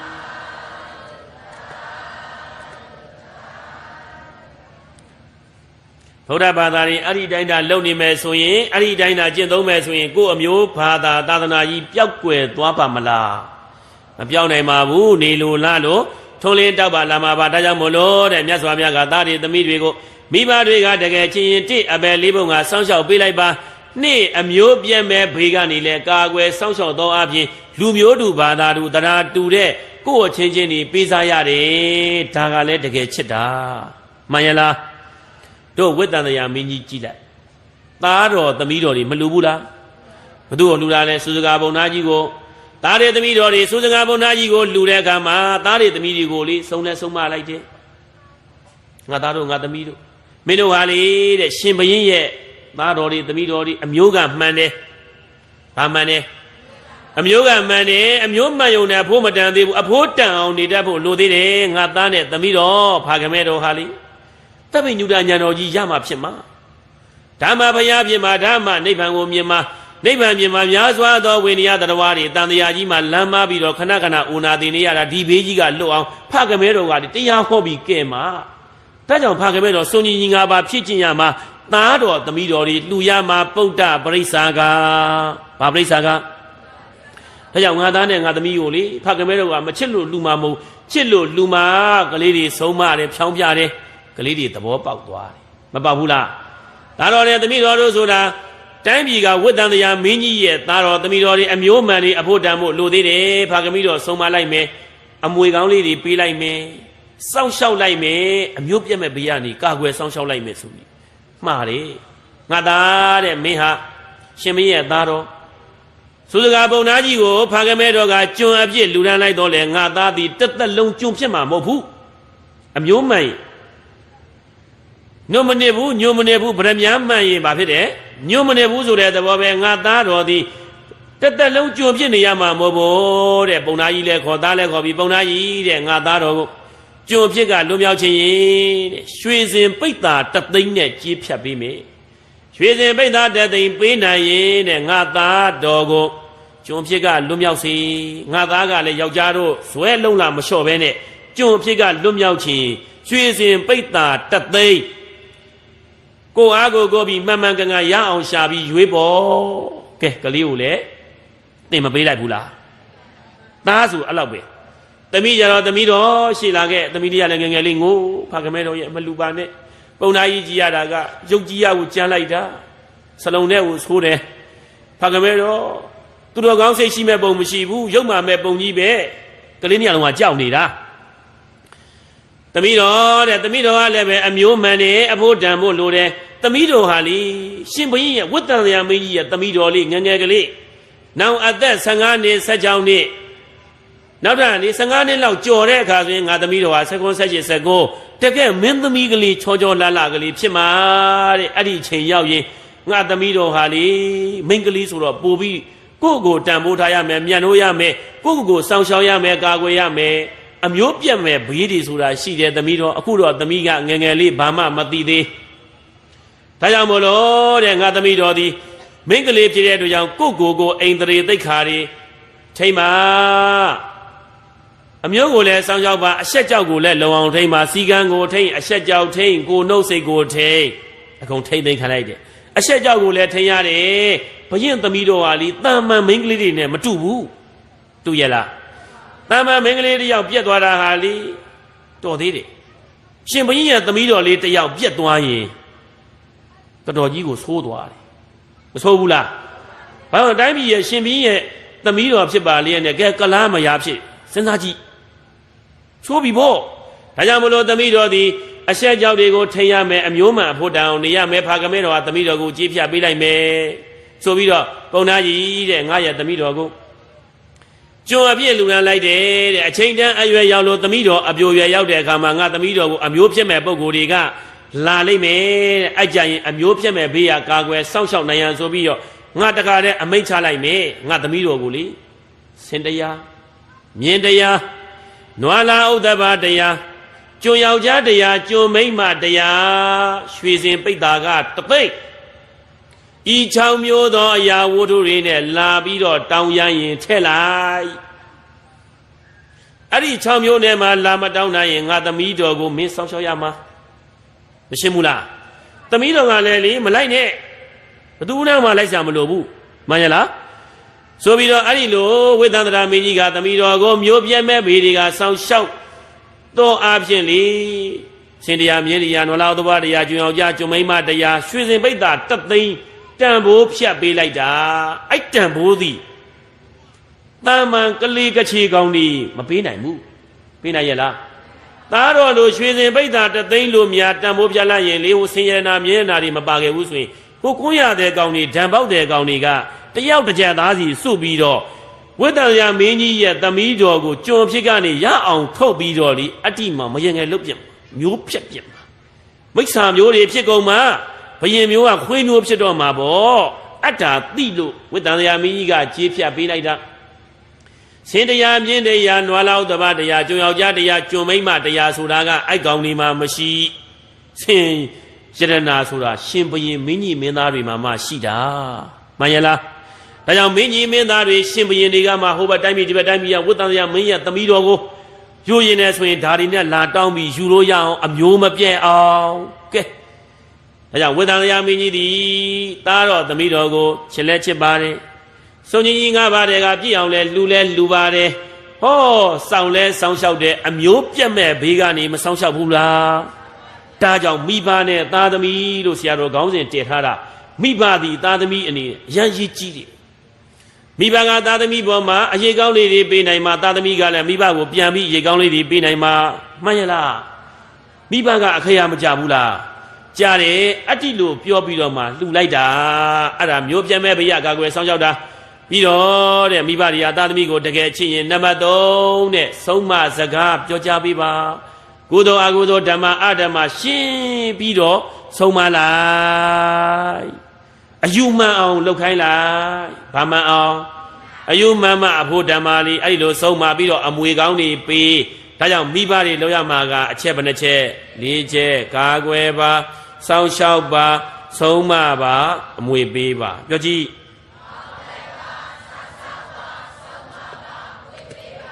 မှန်ရလားအဲ့တော့မိဘပိုင်းကိုဒီလောက်နဲ့ထားလိုက်သားသမီးပိုင်းလေးနည်းနည်းသွားပြီးတရားသိမ့်မယ်ဟုတ်ပြီနော်သားသမီးကလည်းမိဘတွေကိုတကယ်ချစ်ရင်တကယ်မိဘကိုကျေးဇူးဆက်ခြင်းရင်သားသမီးတွေကလည်းပဲလိုက်နာရမယ့်အချက်ကလေးတွေမရှိဘူးလားမိဘနဲ့သားသမီးအပြန်အလှန်ပဲလောကကြီးထဲမှာအပြန်အလှန်အရေးကောင်းလေးတွေမပေးရဘူးလားပေးရမှာအဲ့တော့မိဘကိုသားသမီးကတကယ်ချစ်ရင်လည်းပဲလုပ်ရမယ့်အချက်က၄ချက်ပါလိုက်ဆိုလိုက်မိဘကျေးဇူးဆက်ပါမိဘစကားနားထောင်ပါစင်ကျင်သုံးသပ်ဆုံးဖြတ်ပါမိဘတို့ရဲ့မျှော်လင့်ချက်တွေကိုအကောင်ထည်ဖော်ပေးပါချက်ပဲနဲ့ချက်သားသမီးတွေကမိဘနှစ်ပါးကိုတကယ်ချစ်တယ်ဆိုရင်လည်းပဲမိဘတွေကိုတဲ့ကျေးဇူးဆက်ပါနံပါတ်1ကဘာလို့ရမလဲ ကျေးဇူးဆက်ပါမိဘကျေးဇူးဆက်နည်းက9နည်းရှိတယ်လိုက်ဆိုလိုက်အစာအာဟာရပေး၍ကျေးဇူးဆက်ခြင်းပစ္စည်းဥစ္စာပေး၍ကျေးဇူးဆက်ခြင်းဝေယဝေစပြုပေး၍ကျေးဇူးဆက်ခြင်းကုသိုလ်ပြုစေ၍ကျေးဇူးဆက်ခြင်းတရားနာတရားအားထုတ်ခိုင်းပြီးကျေးဇူးဆက်ခြင်းကျေးဇူးဆက်နည်းဘယ်နှနည်းဟုတ်ရဲ့လားမိဘတွေကိုသားသမီးတွေကတကယ်ချင်းရင်နံပါတ်1အစာအာဟာရတွေပေးပြီးကျွေးပြီးတော့ထမင်းဦးတွေဟင်းဦးတွေအဖျော်တွေရေချမ်းတွေနဲ့ကျွေးမွေးပြီးတော့ကျေးဇူးဆက်ပါအရာဝေးရောက်နေတဲ့အခါမှာဆိုရင်ပစ္စည်းဥစ္စာလေးတွေပို့ပေးပြီးတော့ကျေးဇူးဆက်ပါမိဘတွေအိမ်မှာရှိတဲ့အခါမှာရေချိုးပေးခြင်းအိမ်ဝစားတွေလျှော်ဖို့ပေးခြင်းလဲပေးခြင်းခြေသက်လက်သက်တွေဖြတ်ညှပ်ပေးခြင်းစသည်အပြင်ဝေယဝိစတွေပြုလုပ်ပြီးတော့ကျေးဇူးဆက်ပါဒါကရိုးရိုးကျေးဇူးဆက်တာနံပါတ်4တဲ့ကုသိုလ်မပြုဖြစ်တဲ့မိဘတွေကုသိုလ်ဘက်မှာအားနည်းနေတဲ့မိဘတွေကိုကုသိုလ်ပြုခိုင်းပြီးတော့ကျေးဇူးဆက်မကောင်းဘူးလားသီလမစောင့်တည်ဖြစ်တဲ့မိဘတွေကိုသီလစောင့်တည်ပြည့်အောင်တွန်းဖို့ဘုန်းကြောင့်ကိုပို့ပေးအလိုမလို့ဖြစ်တဲ့မိဘတွေကိုအလိုလုပ်ပြည့်အောင်တရားမနာဖြစ်တဲ့မိဘတွေကိုတရားနာပြည့်အောင်တရားတရားမရှိတဲ့မိဘတွေကိုတရားတရားရှိအောင်အဲ့ဒီလိုပြုလုပ်ခိုင်းပြီးတော့ကျေးဇူးဆက်နံပါတ်4ကုသိုလ်တွေပြုစေပြီးတော့ကျေးဇူးဆက်နံပါတ်5တရားနာခိုင်းတရားတွေအားထုတ်ခိုင်းပြီးကျေးဇူးဆက်ဒါကျေးဇူးဆက်နည်း9နည်းဘယ်နည်းရအကောင်းဆုံးလဲတရားနာခိုင်းပြီးကျေးဇူးဆက်တာကမကောင်းဘူးလားကောင်းတယ်တဲ့ဒါကြောင့်ဒါနံပါတ်1ကျေးဇူးဆက်ပါနံပါတ်2တဲ့မိဘစကားတွေနားထောင်ပါမိဘစကားကိုဘာလို့ရမှာနားထောင်မိဘကိုကလန်ကဆန်ပြန်မလုပ်နဲ့နားထောင်ရမှာရင်ကျေးပါလိမ္မာပါတိမ်မွေးပါနံပါတ်3ချက်ကတော့ main point ပဲဒီညနေမှာဆရာတော်ဆင်ခြင်ပြီးရလာနံပါတ်3ချက်ကတော့ main point မိဘစကားကိုနားထောင်ပါယိုသေးပါကိုင်းညွတ်ပါနူညံပါတိမ်မွေးပါမိဘကိုပြန်မပြောနဲ့ဒါပေမဲ့လို့နံပါတ်3ကတော့ဆင်ခြင်ပါသုံးသပ်ပါဆုံးဖြတ်ပါမိဘပြောတဲ့စကားဒီမှန်သလားမှားသလားဆင်ခြင်ဟုတ်တယ်နော်ကိုရန်ကိုညံတဲ့ကိုသုံးသပ်ကိုညံတဲ့ကိုဆုံးဖြတ်ပါဥမာကလာမိဘတွေပြောတယ်မင်းတို့အမေမွေးတာမဟုတ်ဘူးဘုရားမွေးတာဘုရားသခင်မွေးတာမင်းတို့ဘုရားသခင်ကကျွေးနေတာဘုရားသခင်ကလူပြည်အောင်ကယ်ပေးတာတို့တွေလူဘွားရောက်တာဘုရားသခင်ပို့လို့ရောက်တာလားကုသိုလ်ကံကြောင့်ရောက်တာလားကဲကလာမိဘကအဲ့လိုပြောနေပြီအဲ့တော့မိဘစကားကိုနားထောင်ပြီနံပါတ်3နေနဲ့မိဘစကားဒီဟုတ်လားမဟုတ်ဘူးလားမှန်လားမမှန်ဘူးလားလို့မိမိတို့ကတဲ့ဆင်ခြင်ရမယ်သုံးသပ်ရမယ်ဆုံးဖြတ်ရမယ်အမေပြောတာဟုတ်လားမဟုတ်ဘူးလားဘုရားသခင်မွေးတာလားအမေမွေးတာလားစဉ်းစားပေါ့လူဆိုသိမှာပေါ့မှန်ရလားဘုရားသခင်ကျွေးတာလားကိုယ်တိုင်ကိုလှုပ်ရှားရတာလားလူဆိုသိမှာပေါ့ခွေးဆိုရင်မသိဘူးရှင်းပဲတိရစ္ဆာန်ဆိုမသိဘူးဟုတ်တယ်နော်လူဆိုတာအင်္ဂါလေးရရှိတယ်လူဆိုတာဓမ္မနဲ့အဓမ္မကုသိုလ်နဲ့အကုသိုလ်အမှန်နဲ့အမှန်ကိုပိုင်းခြားပြီးတော့သိမှလူလို့ခေါ်တဲ့လူဆိုတာအကုသိုလ်ကိုရှောင်ကုသိုလ်ကိုဆောင်ရဲတဲ့တတ္တိတွေရှိမှလူလို့ခေါ်တဲ့လူဆိုတာအဓမ္မတွေကိုရှောင်ဓမ္မတွေကိုဆောင်ရဲတဲ့တတ္တိတွေရှိမှလူလို့ခေါ်တဲ့လူဆိုတာကုသိုလ်တွေအညွန့်တလူလူတက်နေမှလူလို့ခေါ်တယ်လူဆိုတာတရားအသိဉာဏ်ပညာတွေအညွန့်တလူလူတက်နေမှလူလို့ခေါ်တယ်လူပြည်ရောက်တိုင်းလူမဟုတ်လူအင်္ဂါ၄ချက်ရှိဘယ်နှချက်အဲ့ဒီ၄ချက်နဲ့မိမိကဆင်ခြင်ပေါ့အမေပြောတာဟုတ်လားအဖေပြောတာဟုတ်လားမိဘနှစ်ပါးဖြစ်သွားပြီလေဗုဒ္ဓဘာသာမိဘလည်းငါသားတို့ငါသမီးတို့ကုသိုလ်ရှိတယ်အကုသိုလ်ရှိတယ်ဓမ္မရှိတယ်အဓမ္မရှိတယ်အမှားရှိတယ်အမှန်ရှိတယ်အဓမ္မကြီးမလုံနဲ့ပူတတ်တယ်လောင်တတ်တယ်အပယ်ငရဲကြတတ်တယ်ဟုတ်လားမဟုတ်လားစဉ်းစားကြည့်ပေါ့သူတစ်ပါးအသက်မသေးခြင်းကိုယ်အသက်မသေးခြင်းတလို့သူတစ်ပါးလည်းမသေးခြင်းမှာကိုယ်ဥစ္စာခိုးခံရမှာကြောက်တယ်လို့သူတစ်ပါးလည်းခိုးခံရမှာကြောက်တယ်ကိုယ်ကောင်မလေးကိုသူတစ်ပါးကြည့်တာမကြိုက်တယ်လို့ကိုယ်ကလည်းသူတစ်ပါးကောင်မလေးသွားမကြည့်နဲ့ပေါ့ဟုတ်တယ်နော်၅ပါးသီလနဲ့ရှင်ထိုးပြီးတော့ကြည့်လို့မရဘူးလားအဲ့ဒီလိုလေးပရိသတ်ရေးဆင်ခြင်ကြည့်ပါလူဆိုရင်တော့တကယ်တမ်းအဖြေမှန်ကိုရပါလိမ့်မယ်မိဘစကားကိုနားတော်ထောင်ဟုတ်လားမဟုတ်ဘူးလားမှန်လားမမှန်ဘူးလားကတော့ကိုယ်တိုင်ကိုသုံးသပ်ပါဆင်ခြင်ပါသုံးသပ်ပါဆုံးဖြတ်ပါမှားနေပြီဆိုတာနဲ့လေအာဓမ္မကိုရှောင်ဓမ္မကိုဆောင်ရဲတဲ့တတ္တိတွေမွေးအဓမ္မလူအမေမတိုင်းသွားမမနဲ့အဖေမတိုင်းသွားမမနဲ့ရှင်သာရိပုတ္တရာတို့အမေ ရူပသာရီပုံလေးမှကြီးအသက်120ရှိပြီသားသမီး9ယောက်မွေးတယ်ယေဝဒတို့ဥပယေဝဒတို့သာလာတို့စာလာတို့ဥပစာလာတို့ဥပတိတ်တို့တာကြီးရဥပတိတ်ရှင်သာရိပုတ္တရာအကြီးဆုံးရူပသာရီဆိုတဲ့ပုံလေးမှကြီးကဗြဟ္မာမင်းကြီးကိုကိုးကွယ်တာထာဝရဘုရားဆိုကိုးကွယ်တာအဲ့ဒါလေဥပတိတ်ရှင်သာရိပုတ္တရာတို့ကလေမိဘစကားကိုနားတော်ထောင်နေမဖြစ်နိုင်ဘူးတဲ့ဒီဘုရားကိုးကွယ်နေလို့ဟလာဗြဟ္မာကြီးကိုးကွယ်နေလို့မရဘူးဆိုပြီးနိဗ္ဗာန်တရားလိုက်ရှာတာရှာပြီးဂေါတမဘုရားရဲ့တပည့်တွေဖြစ်ပြီးအကုန်လုံးသားသမီး9ယောက်လုံးယဟန္တာကြီးဖြစ်သွားတယ်နောက်ဆုံးမိဘကိုပြန်ပြီးတော့ကိုကျေစုပြန်ဆက်တရားပြန်ဟောခဲ့ဟောရူပသာရီပုံလေးမကြီးနောက်ဆုံးလေသောတာပန်အရိယာကြီးဖြစ်သွားရတယ်ဒါကြောင့်မိဘစကားကိုနားတော်ထောင်မျက်စိစုံမိတ်ပြီးတော့မယူနဲ့မှန်သလားမှားသလားဓမ္မနဲ့အဓမ္မရှင်ကြည့်ပြီးတော့မှမှားရင်လည်းအမေတို့အဖေတို့မှားတယ်လို့တော့ကိုကပြန်ပြီးတရားဟောရမှာ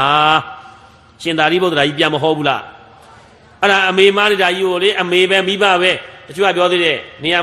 မိဘတွေရှိုးလဲဆိုးတဲ့မိဘတွေရှိပါတယ်နော်ဒီတို့ဟိုတဲ့ဘသူကမွေးရလဲတဲ့အမေကဖေကမွေးတာအမေဖေပြောတဲ့စကားနားထောင်တယ်အမေဖေပြောတာမှန်တယ်ဒီလိုဟာတွေလည်းရှိသေးတယ်အဲ့တော့မိဘတိုင်းမှန်ဘူးမိဘတိုင်းမမြတ်ဘူး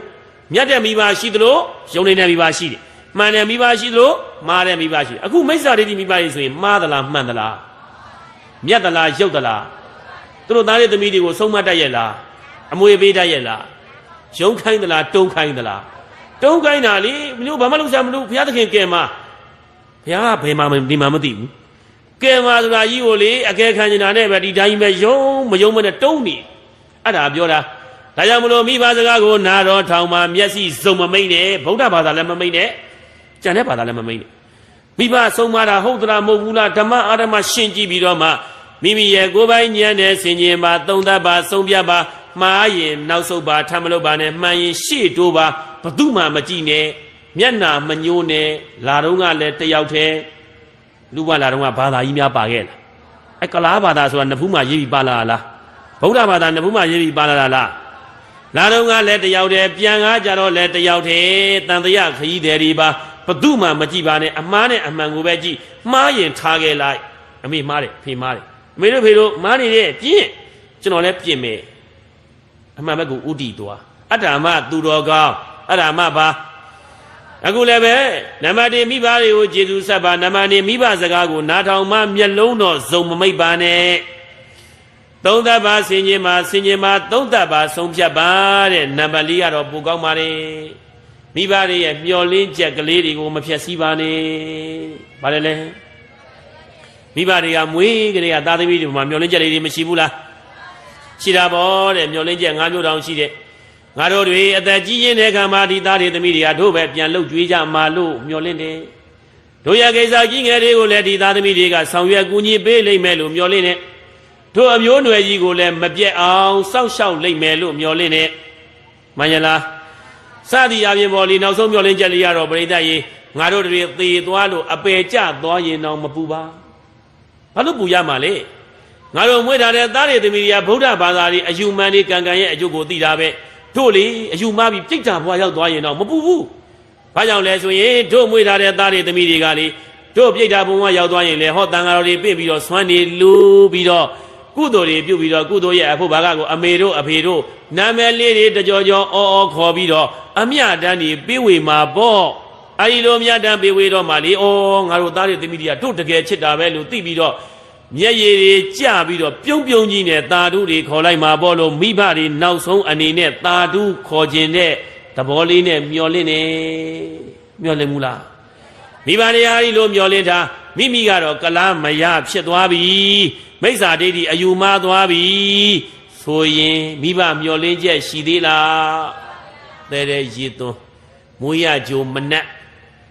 မွေးရကြိုနှက်သေးလားနှက်တော့တာသမီရုပ်ဖြစ်သွားပြီမှန်ရလားမိဘနှစ်ပါးကဗုဒ္ဓဘာသာမိဘနှစ်ပါးကမွေးဖွားထားပါလျက်နဲ့မိမိမွေးထားတဲ့သမီးတွေကသားတွေကအမျိုးမဆောင်မိစ္ဆာဒိဋ္ဌိတွေနဲ့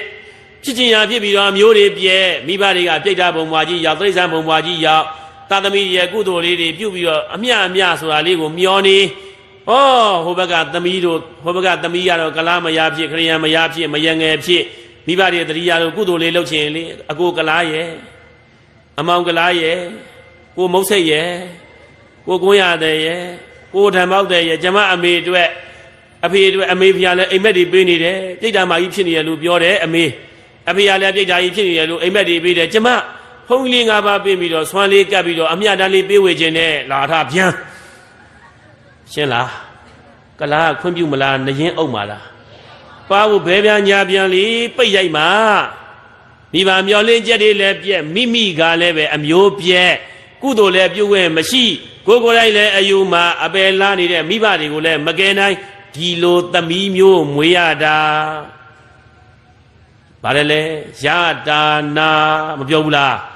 ရတာနာရတာဒီလိုသမီးမျိုးရတာနာတယ်နာတာပဲဖတ်တယ်နဲ့ဟုတ်တယ်နော်စတနာမဖြစ်ဘူးတဲ့ဒါကြောင့်မို့လို့သားသမီးတွေကမိဘကိုချစ်ရင်နောက်ဆုံးအဲ့ဒီအချက်ကလေးမိဘရဲ့မျောလင်းချက်ကိုအကောင်ထဲဖော်ပေးပါမိဘရဲ့မျောလင်းချက်တွေကိုမရိုက်ချိုးပါနဲ့မပြည့်စည်ပါနဲ့ဓမ္မမိဘနဲ့သားသမီးအပြန်အလှန်ချစ်တယ်လို့ခေါ်တယ်အရေးကောင်းလေးတွေပေးတယ်လို့ခေါ်တယ်ရဲ့လို့ဒါရပန်ကောင်းစွာမဲ့သွေးမထိုက်ပါပြီတော့တည်း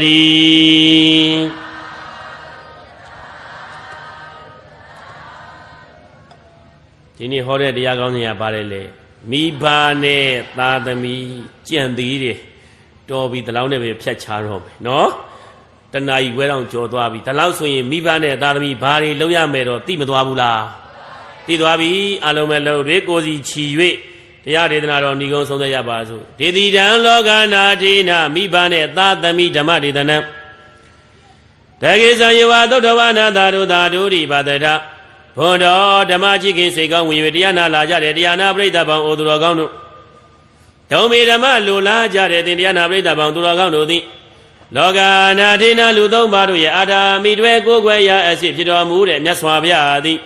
ဒေတိတံကောင်းစွာမဲ့သွေဟောကြားတော်မူပါပေရသောမိဘနဲ့သားသမီးဓမ္မဒေသနာလောကကြီးမှာမိဘနဲ့သားသမီးဆိုတာဘယ်ခေတ်ဘယ်ကဘယ်ကဘာပဲဖြစ်ရှိနေကြမှာပါပဲ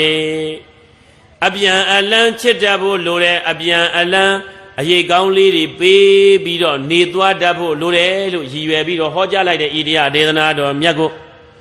တက္ကေဇံယေဝကောင်းမွန်ရသေးစွာသာလင်သုတ္တဝါနာကြာရနာကြမှတ်သားကြပြီး၍သာဓုသာဓုတိမတ်ဖို့နိဗ္ဗာန်ရပါလို့ဗန္နာပြုတောင်းဆိုဆိုကသာဓုသာဓုဟူ၍ဘာတရာသုံးချိန်သုံးခါ